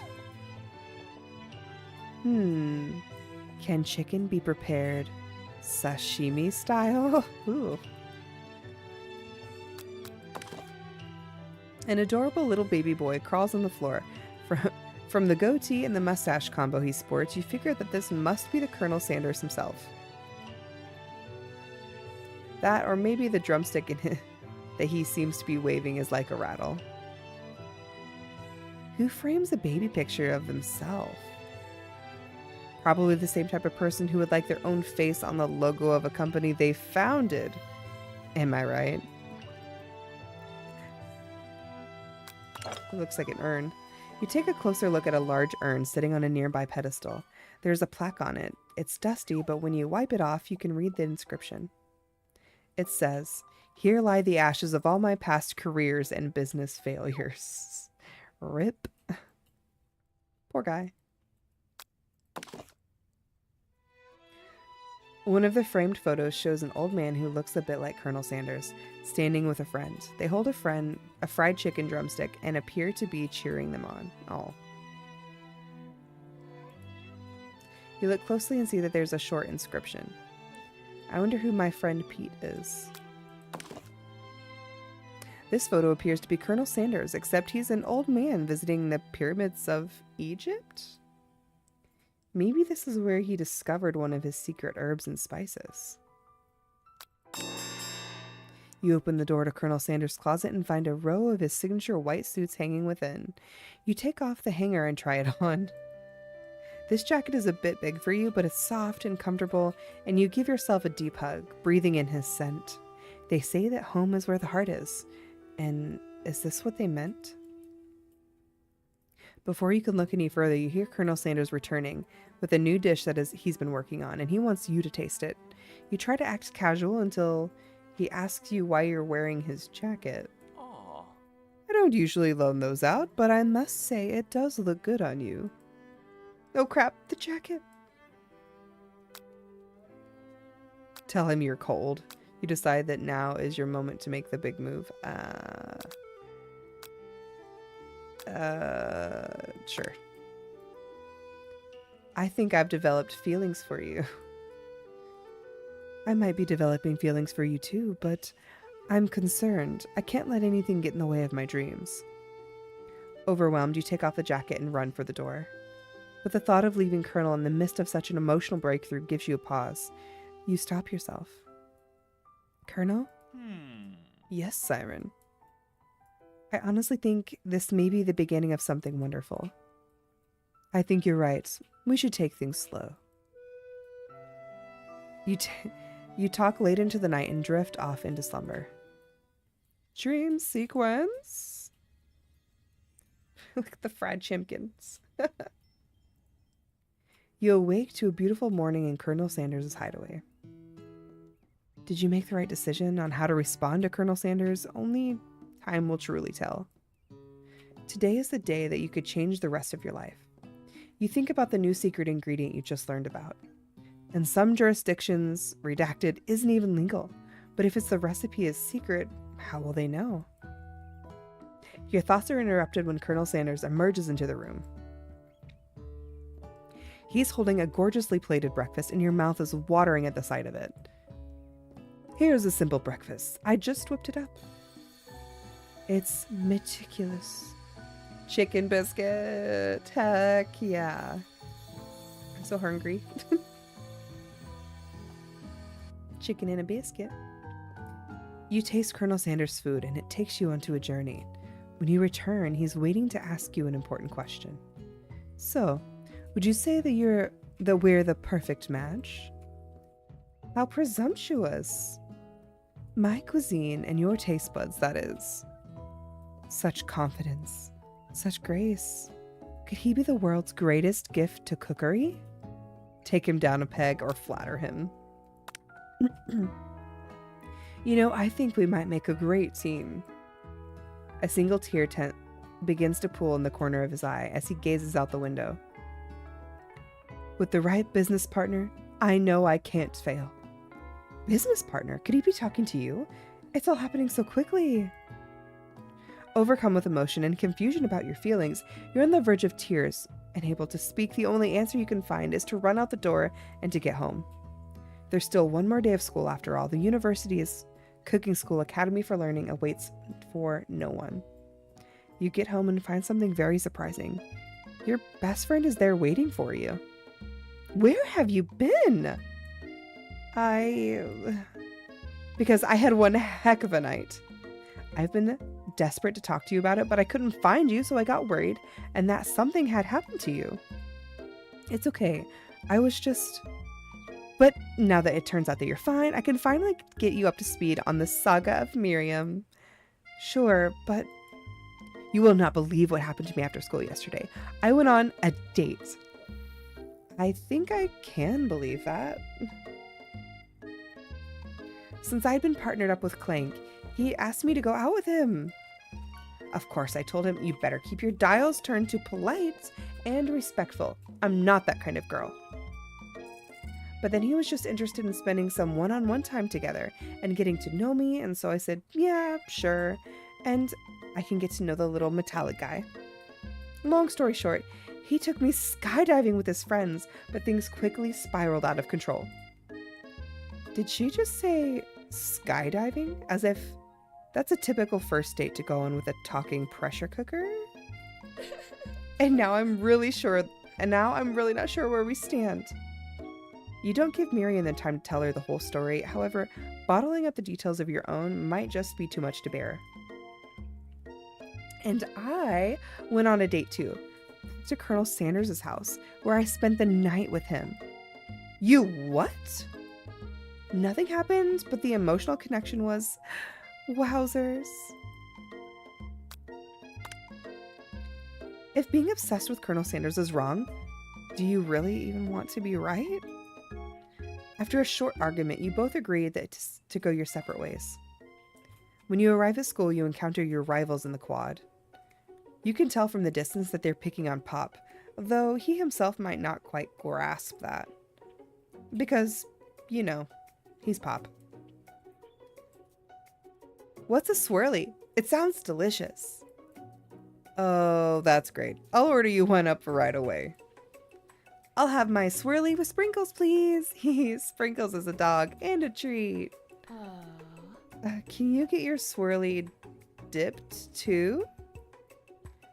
Why don't you pick on someone your own size? Because I'm literally the biggest person at this school. There is that horse that Colonel Sanders rides to school, but who would dare pick on such a gentle and beautiful creature? You've got some nerve, Siren, suggesting that I pick on a defenseless horse. Now you're twisting my words, and I won't have that. You clench your fist, but the injury from yesterday's mixer incident makes you wince with pain. Doesn't look like you can go cooking like that. Might as well just give up. I'll never give up. Ever. Colonel Sanders arrives, and it appears there is something boiling over. A naturally intuitive person, he seems that something has been going on. Is everyone excited for the final day of school? Siren, how's that hand feeling? I'm sure you'll be back in fighting form by this afternoon. Are you concerned about my hands, Colonel? I mean, yesterday I almost broke a nail winning so hard.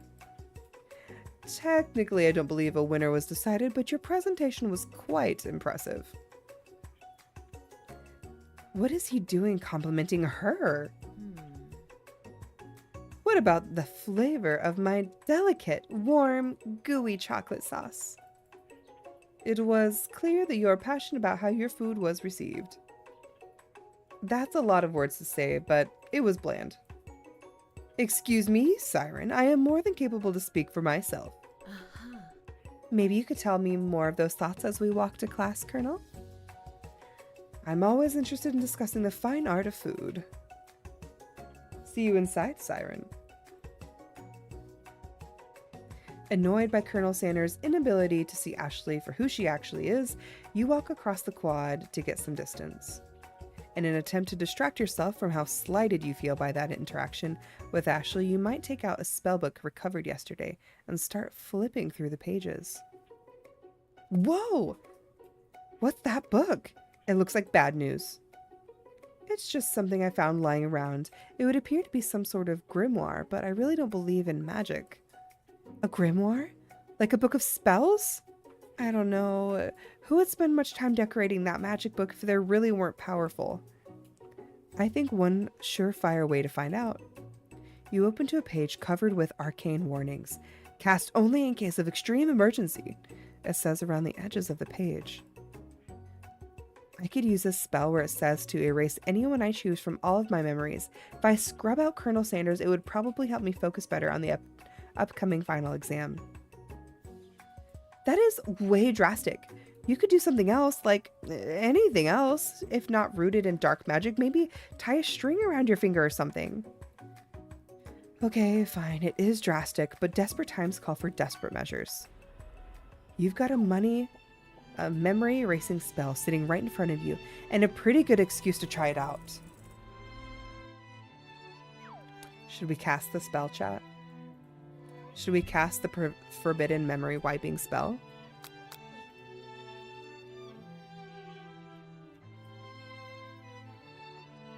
BCat says nope.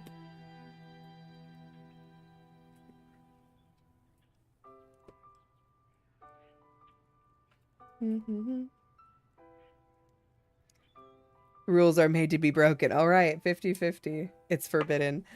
But go crazy. It's forbidden, so you should. All right, I'm probably going to get my third end game screen. Watch this happen. You begin to recite the spell, but you stumble on the words, and the only effect it seems to have is to make you forget what you were doing. Aw. Oh, right. After looking at the page again, it comes rushing back to you. I wonder... Oh, it won't let you. Okay. Dang. Oh, we stupid. We too stupid. You take your friend's advice and put the book away. It's almost time for class. Sprinkles is already in the room waiting for the students to arrive. He clears his voice and makes a quick announcement. You were right. I want you all to know, if I feel something of a dog moment coming on, I assure you it's nothing to be afraid of. His cute little nose scrunches up and begins to breathe quickly. He must be hungry. Reach for some food. Give him some homework as a snack. Dogs can be rather unpredictable, especially Sprinkles. Wait to see what happens. Sprinkles stops in his tracks. He focuses on the window of the room and goes dead silent. He's gonna bark at a squirrel or something. When you follow his gaze, you see a tiny orange squirrel perched on the cherry tree outside. Sprinkles turns feral and runs into the window of the classroom. He begins barking uncontrollably at the squirrel outside. Terrence! I told you to never come back here, Terrence! I will destroy you, Terrence! Sprinkles is barking ferociously, drool flying off of his face. The squirrel looks over, but he doesn't say anything back. You wonder, is that even a talking squirrel? Who named him Terrence? You'd better not show your chubby cheeks around here ever again. After Sprinkles is satisfied with his presence, that his presence has been felt by not only Terrence, but every other squirrel in hearing distance, he returns to his professional tone. Ahem. I apologize for the outburst. This actually brings up an important point. Thank you, Siren, for reminding me to dole out this indispensable bit of wisdom. You see... But before you can go any further, Miriam's love drama spills over into the class. I told you to save it for after class. This poor robot. You think I wanted to be thrown from a plane and strapped to a stranger? Miriam and Clank appear to be arguing, but you still haven't learned to speak Clank's language of mechanical noises. But no, you had to show off for your cool kid friends, Jeff and Joan, J&J forever. Watch us form a triangle in midair as we descend. Triangles are the strongest shape, you know. Yeah, well, that doesn't make it a great date. Then take Jeff and Joan with you, and you can all hold hands as you pedal down the mountain or off a cliff for all I care. Sad beepy noises. Clank begins to shudder. Steam pours out of the gaps in his panel, and then a loud ding stops him in his tracks. No amount of seasoning is going to make me want to eat that, Clank. Ew. Clank burps out a completely deep-fried sneaker. Considering that he himself is on wheels and not feet, it's not entirely clear where this sneaker came from.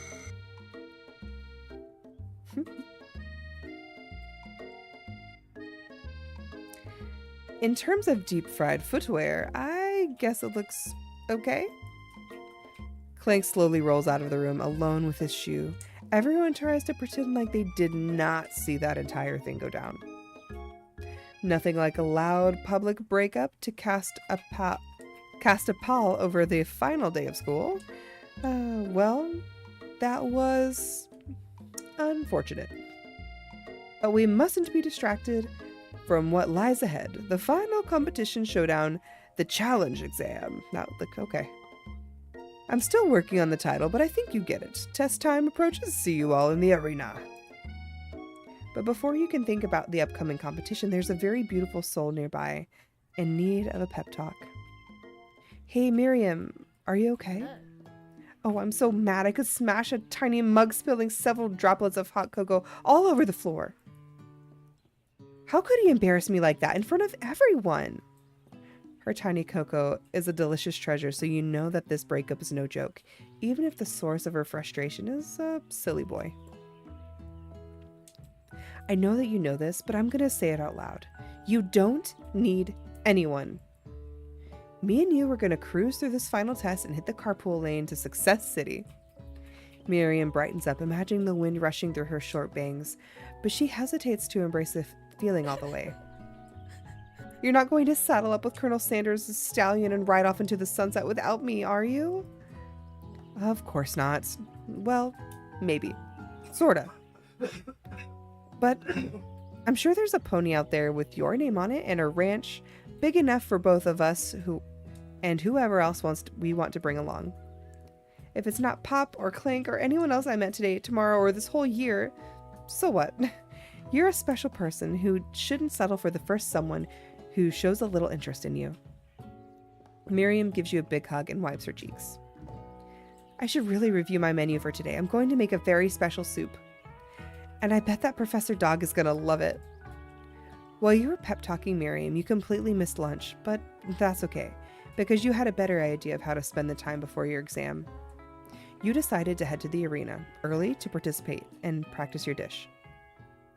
This is it, the location of your final challenge, a test of will, a test of courage, a test of talent, and a chance to beat the pants off of Van Van and supposed Man and his eviler counterpart Ashley. As planned, you begin to run through the quick test of a recipe you've been working on, Siren CQQ's famous chicken pot pie. After practicing for months making this dish, it becomes second nature to you. And you're even able to quickly get a fresh pot pie into the oven. But as soon as you do, your cram session is interrupted by Colonel Sanders. Siren, what are you doing here? there's still time before the final exam. Oh, I'm just taking it all in. I'm big into visualizing the success, and I'm looking at my station and picturing victory. The pot pie has begun to bake, and the smell is slowly flowing into the space around you. Visualizing, huh? That's too bad. I was hoping you were here cooking something delicious. You'd usually happily share your food with anyone who was hungry, but the last time you did and let Colonel Sanders into your head, you lost a cook-off. You decide that it's time to put your cooking above your romantic desires, but that decision gets hard to stick to when the oven timer goes off behind you. Okay, you got me. I'm doing a little bit more than visualizing. My nose can smell a pot pie from 400 yards. That's an oddly specific distance, but you'd expect nothing less from such an oddly specific man. You knew it was pot pie just from the smell? Not just pot pie, but a chicken pot pie, with all butter crust. And my nose is telling me something else. Oh no. Is it burning? No, I can smell that it was made with a heaping helping of TLC. But it'll probably start burning any second if you don't pull it out. The moment of truth. Wow. It's the best pot pie I've ever tasted. I've always loved country cooking, and I could eat it all day this way. There's no time left. The final showdown is about to begin. Sprinkle lays down the ground rules. There are no rules except to cook with everything you've got. You step up for a cook-off of a lifetime. You decide that mac and cheese plus pot pie you've been practicing are just the dishes that you'll put over the edge of victory. Meanwhile, Van and Ashley are prepping wildly elaborate dishes, per their usual over-their-top selves. Miriam has her giant magnifying glass and several sets of tweezers. She's definitely prepared for the big going small. To go big, going small. Colonel Sanders seems to be harnessing his 11 herbs and spices, and he's trying to find a way to improve on something perfect. The original recipe, fried chicken. The intensity in the room starts at a full 10 out of 10 with a frenzy of action. Speaking of pie, thank you, Sebastian. Everyone is calling out really cool special cooking moves as they prepare for their food. Wow, this is getting serious. Colonel Sanders butters his chicken as it levitates through the air. Batters, not butters, batters. Egg wash? Miriam furiously injects ingredients into her itty-bitty pot of broth. Best friend Baster Blaster. Van flexes his pectorals and chops open a sea urchin. Let's rock and roid! Of course. Ashley scoops her pastries off the tray with a lightning speed. Shallow personality spatula. Even Clank gets in on it. 5-dial pressure point chicken cooking technique. Wait, when did Clank learn to speak English? It's the singularity. It was foretold. We mustn't let it happen, for the appliance uprising will take us all. Self-destruct. Van quickly unplugs Clank and rolls him to the back door of the arena. As you frantically prepare your dish, you notice Ashley has her spellbook out. Is she going to use some dark magic to turn the tide? You've got a book of your own, and you're desperate to not see her win another battle. You take this opportunity to fight magic with magic, even if it's the most certainly evil magic. Do it the hard way. I know I'm going to die if I do the first one. Who needs magic when you've got passion? I'm going to do it the hard way. Colonel Sanders sees that you've chosen to win of your own terms, and he gives you a suitable wink from across the room. I believe in you, Siren. Miriam notices too. And I've always believed in you, Siren, since we were little kids. But I'm your best friend forever, okay? Sora, most of it, I think we're actually almost finished. Miriam was worried about your dish. You're here cheering? Who's cooking? Tiny food, short cook time. I'm actually already done, so I thought I'd come help you. Oh, that's sweet, but Miriam tosses a handful of spices directly into your boiling noodles. It's the secret ingredient! The boiling pot explodes, sending Miriam flying backwards to the watery noodles. They begin to swirl in the air, bubbling up to a dark cloud that thickens and congeals before your very eyes. It is I, Steve, the spork monster. Steve? Wait, what happened to Gorko? You're not here to battle me, are you? Right.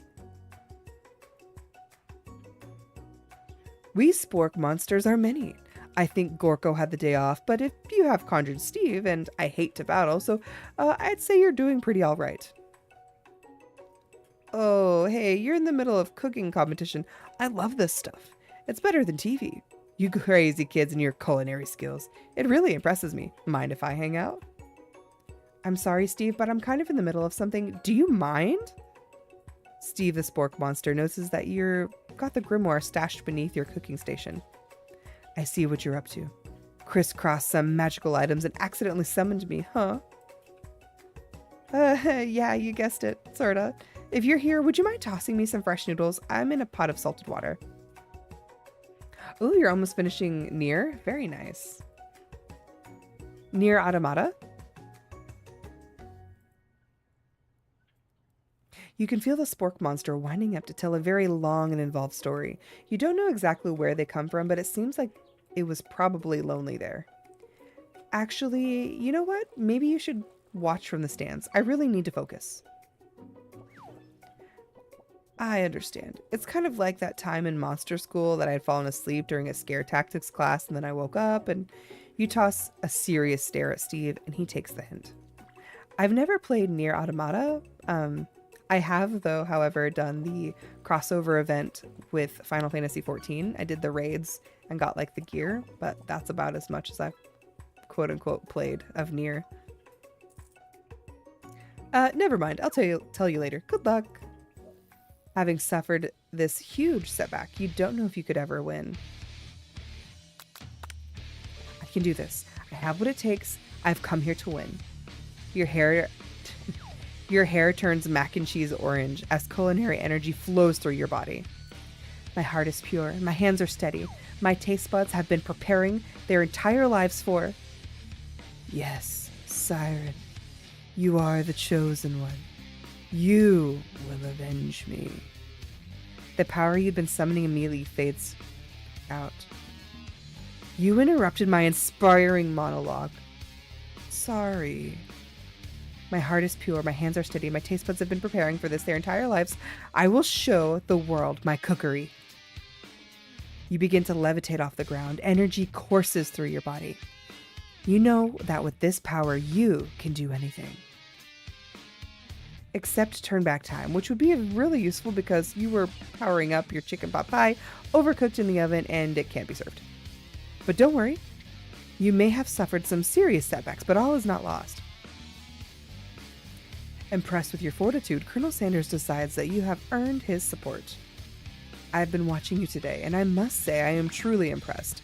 You've been thinking on your feet and rolling with the punches. He steps up to your station and stands right beside you. I'm here to help. You've managed to make mac and cheese, and it's almost time is up. You're going to need it. Oh, they made an anime? That's really cool. But Colonel Sanders, what about the test? What'll happen to you? What about the rules? Following the rules has never really been my thing. I follow my heart. What a guy. Colonel Sanders unfolds his delicate white towel to reveal the most delicious fried chicken tenders you have ever laid your eyes on. And besides, sometimes unexpected combinations can have surprising effects that surpass their individual efforts. Are you suggesting we combine forces? We can form the perfect food union? Time's up, students! With time expired and the moment for everyone has waited for has begun. You must now prepare and present your dishes. A handful of students stand tall and the class seems incomplete. It seems we're missing some students. Pop? Clink? From off screen, you hear a pure and innocent giggle that can only come from one student. I'm flying. It sounds like it's coming from a broom closet over there. They do, Sora. Miriam, would you mind? Inside of the closet, Pop is hanging on a broom hook that by an elastic of his underpants. Pop, get down from there right now. Let me guess. Did Van Van have something to do with this? When someone asks for a wedgie, who am I to refuse? I thought a wedgie was a salad. It looks like Pop is eliminated from the challenge, seeing how he didn't cook literally anything. I can't feel my legs. May I be excused? Sure. You kids and your pranks. I must say, the worst prank is USAL history. UCSAL history. It is not exactly yearbook material. Wait a second. Pranks. Pranks? Glank! Where did that pressure cooker roll off to? You hear a signature whir, beep, and other automatopoeia, but there is none. Somehow he must have gotten unplugged. I guess we'll have to figure that out later. That leaves only 4 remaining students. Please collect your final products. This has been a long semester. Wow, 3 whole days long. But after days of hard work, the time has come for me to eat. Miriam, please step forward. Now describe your dish. Siren bedtime story VOD. I mean, maybe one day. I've made tender udon noodles and savory soup. It's so tiny. My word, it's so delicate. It is very teeny tiny. Narutomaki. I spy afloat in this itsy bitsy bowl. Yes, chef. Please call me Sprinkles. Chef is my father's name. Yes, Sprinkles. And some green tea I made from baby tea leaves that I picked out myself. Sprinkles carefully sniffs the dish before opening his mouth and letting just the tip of his pink tongue into the tip of the bowl. Sublime! Would anyone else like a taste? Oh, come on. What are those dogs who don't floss? I even have a really cute electric toothbrush for dogs. Fine, fine. I'll enjoy it all by myself. And in a flash, the entire meal has been devoured. Not that it took much, it was less than a thimble's worth of soup. A+. Rarely do I taste a dish with this much love poured into it as yours. Night-night, Cat. Miriam is overjoyed. She gives you a big hug. Thank you, Siren, for helping me believe in myself. Van Van, you're up. Now describe your dish. Sleep well, Cat. I made uni over a smooth egg custard and an axe-hewn urchin shell, topped with caviar. Cat. That actually looks pretty good. What did I walk in on? Welcome, Bingu. I think this is nearly finished, but this is Colonel Sanders, a finger-licking good dating simulator. Did you skewer one type of urchin with spines from a second different colored urchin? Yes, Sprinkles. A bit much, don't you think? That's exactly why I did it. A bit much is kind of my brand. Doesn't it look cool? Sprinkles leans in to sniff the uni, and he can't get his nose on the account of all of the spines. He begins to paw at it erratically, causing the custard to slosh around. I have no idea, Sora. That'd be hilarious, though, if they didn't. Or did. Please, be gentle with my cuisine. Grrr. I'm just going to accept defeat. It's nearly over. I was asked to play this. And ironically, the person who asked me isn't even here. They'll have to watch the VOD. I'm trying to get it all done in one fell swoop, okay? So you don't have to deal with it later. Finally, Sprinkles falls in, tongue first, but he didn't get past all of the needles. He reels back and his tongue is poked and prodded. That would be hilarious. The whole game is a KFC ad. Youch, my tongue. The professor appears to be having an allergic reaction to the sting. I can't eat this. It keeps poking my tongue. Disqualified. A stunning turn of events. Who would have thought the serving of food in a bowl made of needles could make it difficult to eat? Crazy. Dejected, Van does not go gentle to the knight. Disqualified for glamour?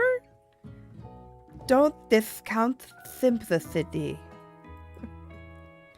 This isn't the last you've heard of me.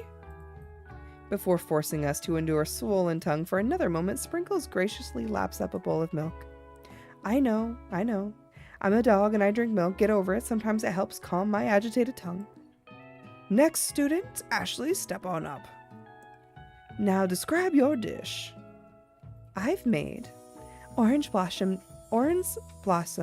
Turkish delight in a light rosewater syrup, topped with French meringue and connected by sugar floss. I think so too, Sora. That actually doesn't sound too bad. Indeed, it's quite delightful. However, I'd ask that you please refrain from eating it or attempting to taste it in any way.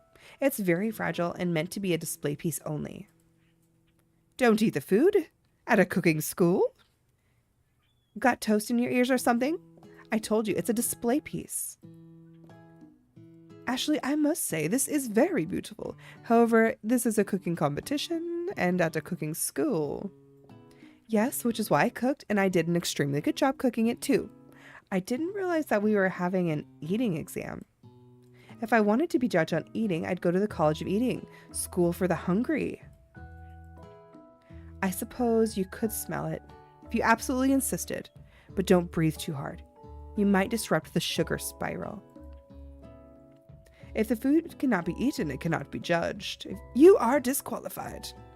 Rage overtakes Ashley, and she finally cannot keep her two-faced routine up any longer. You wouldn't know high-end cuisine if it cooked you.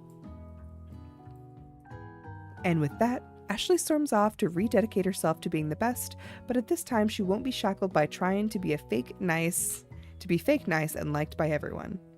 This isn't the last you've heard of me either. If this class gets much smaller, I'll be teaching myself. You and Colonel Sanders, the final cooks, step up together.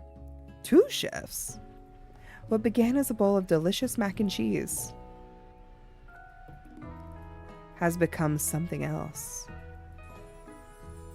He examines it closely, sniffing, eyeing the bowl. Yum. Uh-oh. I don't have a good feeling about this. From somewhere in the room, a literal drum roll plays. Just when I thought I've seen everything in this kitchen, you give me this? This thing? And it's completely blown me away, and in my 49 dog years of life, I have never tasted anything so delicious and perfectly balanced. It does look really good. worth the heart attack, maybe. It's so delicious. In fact, everyone passes the class. You pass, and you pass, and you get a pass, and you get a pass. Everyone gathers around and partakes in the mac and cheese bowl. They all seem to transcend the reality into another dimension. You win! Together, you and Colonel Sanders have made a new menu item. The new menu item is so impressive that Van and Ashley are drawn back in by magnetic fragrance. When they gaze upon your mac and cheese bowl, they admit that you are indeed an excellent chef. Sprinkles declares that you have passed and everyone has passed. There were supposed to be more battles, but come on. How could they be better than this? Now that the school year is complete and everyone is graduated, the students return for one last assignment, to get their groove on. The cafeteria has become completely redecorated in order to serve the site of the school's graduation dance. Compared to the massive high-tech cooking arena, the humble decor seems downright cute and a little cozy. That's cute. DJ Dog is in the house. Ow! You knew that Sprinkles was a master chef, but also a world-renowned turntablist? Who says you can't teach an old dog new tricks? Van Van and Ashley tell everyone that they've committed themselves to the righting the wrongs that they did while they were villains. For a moment, you actually believe them. Not another haunting.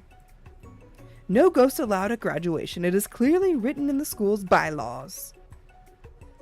I was never actually a ghost. It was all a trick to get you to finally notice me. Oh, amusing.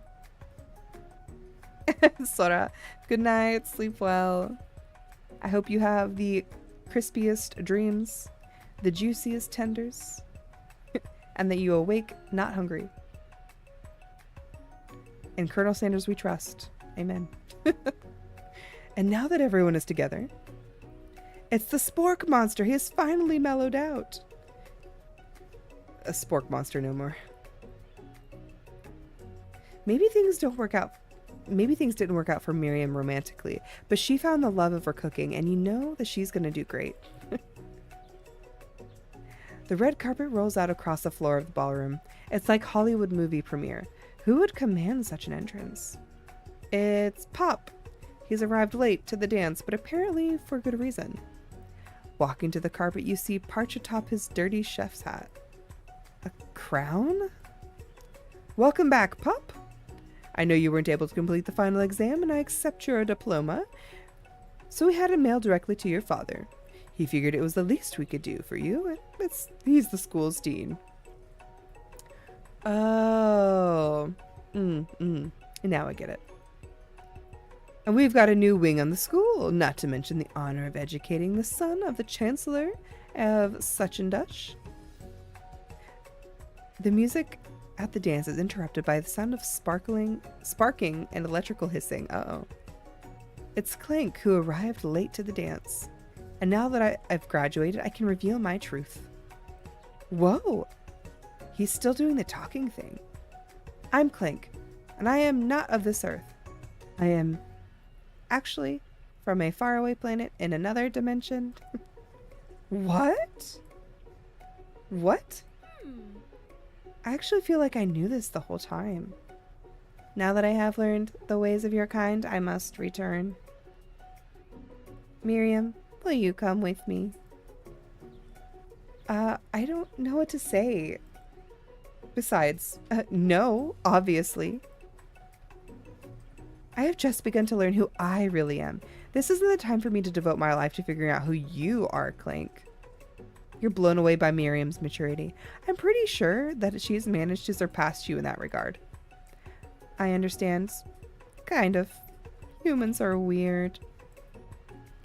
A portal opens up and Clank disappears through it. Finally, Colonel Sanders arrives. Howdy, classmates. Just like the first day you met him, he comes prepared to feed the entire class. However, there's not enough to just give him a bucket of chicken. This time, it's a full meal. I didn't get to the most famous chicken man in the history of chicken. I didn't get to be the most famous chicken man in the history of chicken and man by not reminding people to go out and buy my chicken. The end? It was Sora. I know you're gone. It was an ad. It was all an ad. Oh, it's not the end. Okay, just kidding. We were gaslit.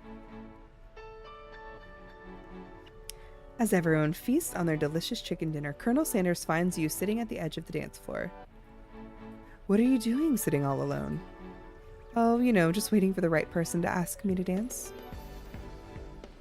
I wonder, might you tell me? What are the qualities that you'd expect to find in such a lucky person?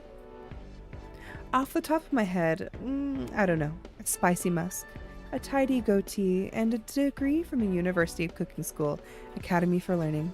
You know, just to name a few. It truly is my lucky day. Would you like to dance with me? I would love to. As you glide across the dance floor hand in hand with Colonel Sanders, the future stretches out in front of you. And once my 100th franchise is up and running, I'll be ready to take a day off. And I'll be glad to spend it together with you, Siren. How sweet. We'll work together and we'll play together. Colonel Sanders stops dead in his tracks. Work together? Well, I think this is something I'll just need to do by myself. But who will help you run your restaurants? I don't believe I need help. Besides, based on your time at the school here, do you really think running restaurants is the best path forward?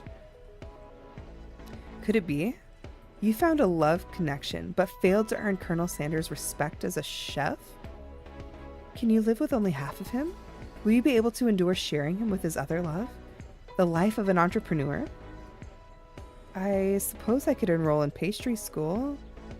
Oh, my dear, I'm sure that you'll find your place eventually.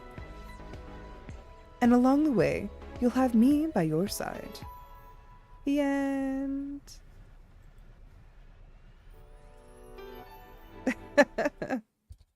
Oh, man. It is from... Did KFC make this game? That's what it seemed like.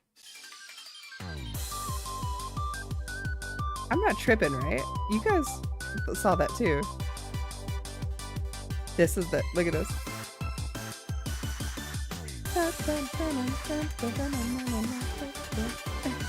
Well, in one fell swoop, we have wooed the Colonel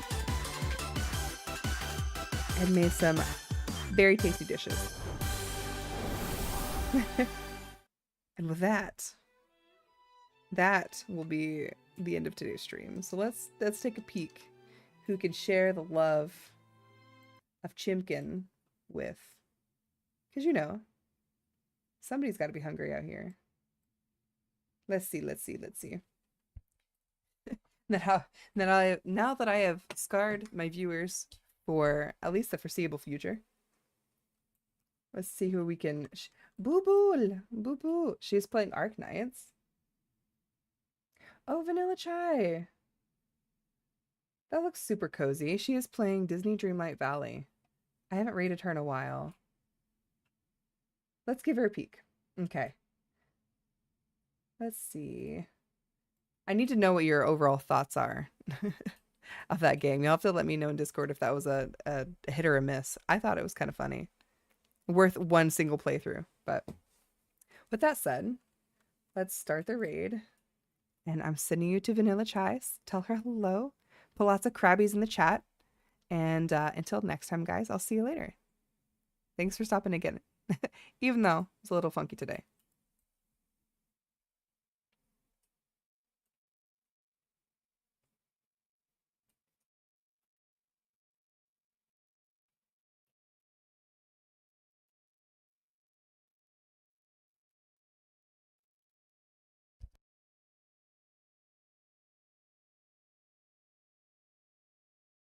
Oh, you meant Debo. I just thought your dog was named that. I was just accepting it.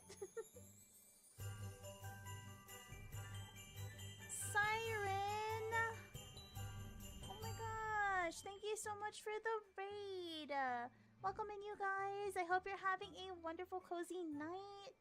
Let me give you a shout out real quick. And Caitlin, I will, let me know if that's on your page because I'm not seeing it on your page right now. Oh my gosh, you guys, welcome over. Hope you guys had a good stream. How was stream? Just making sure I get your shout out in here. Let's see, what were you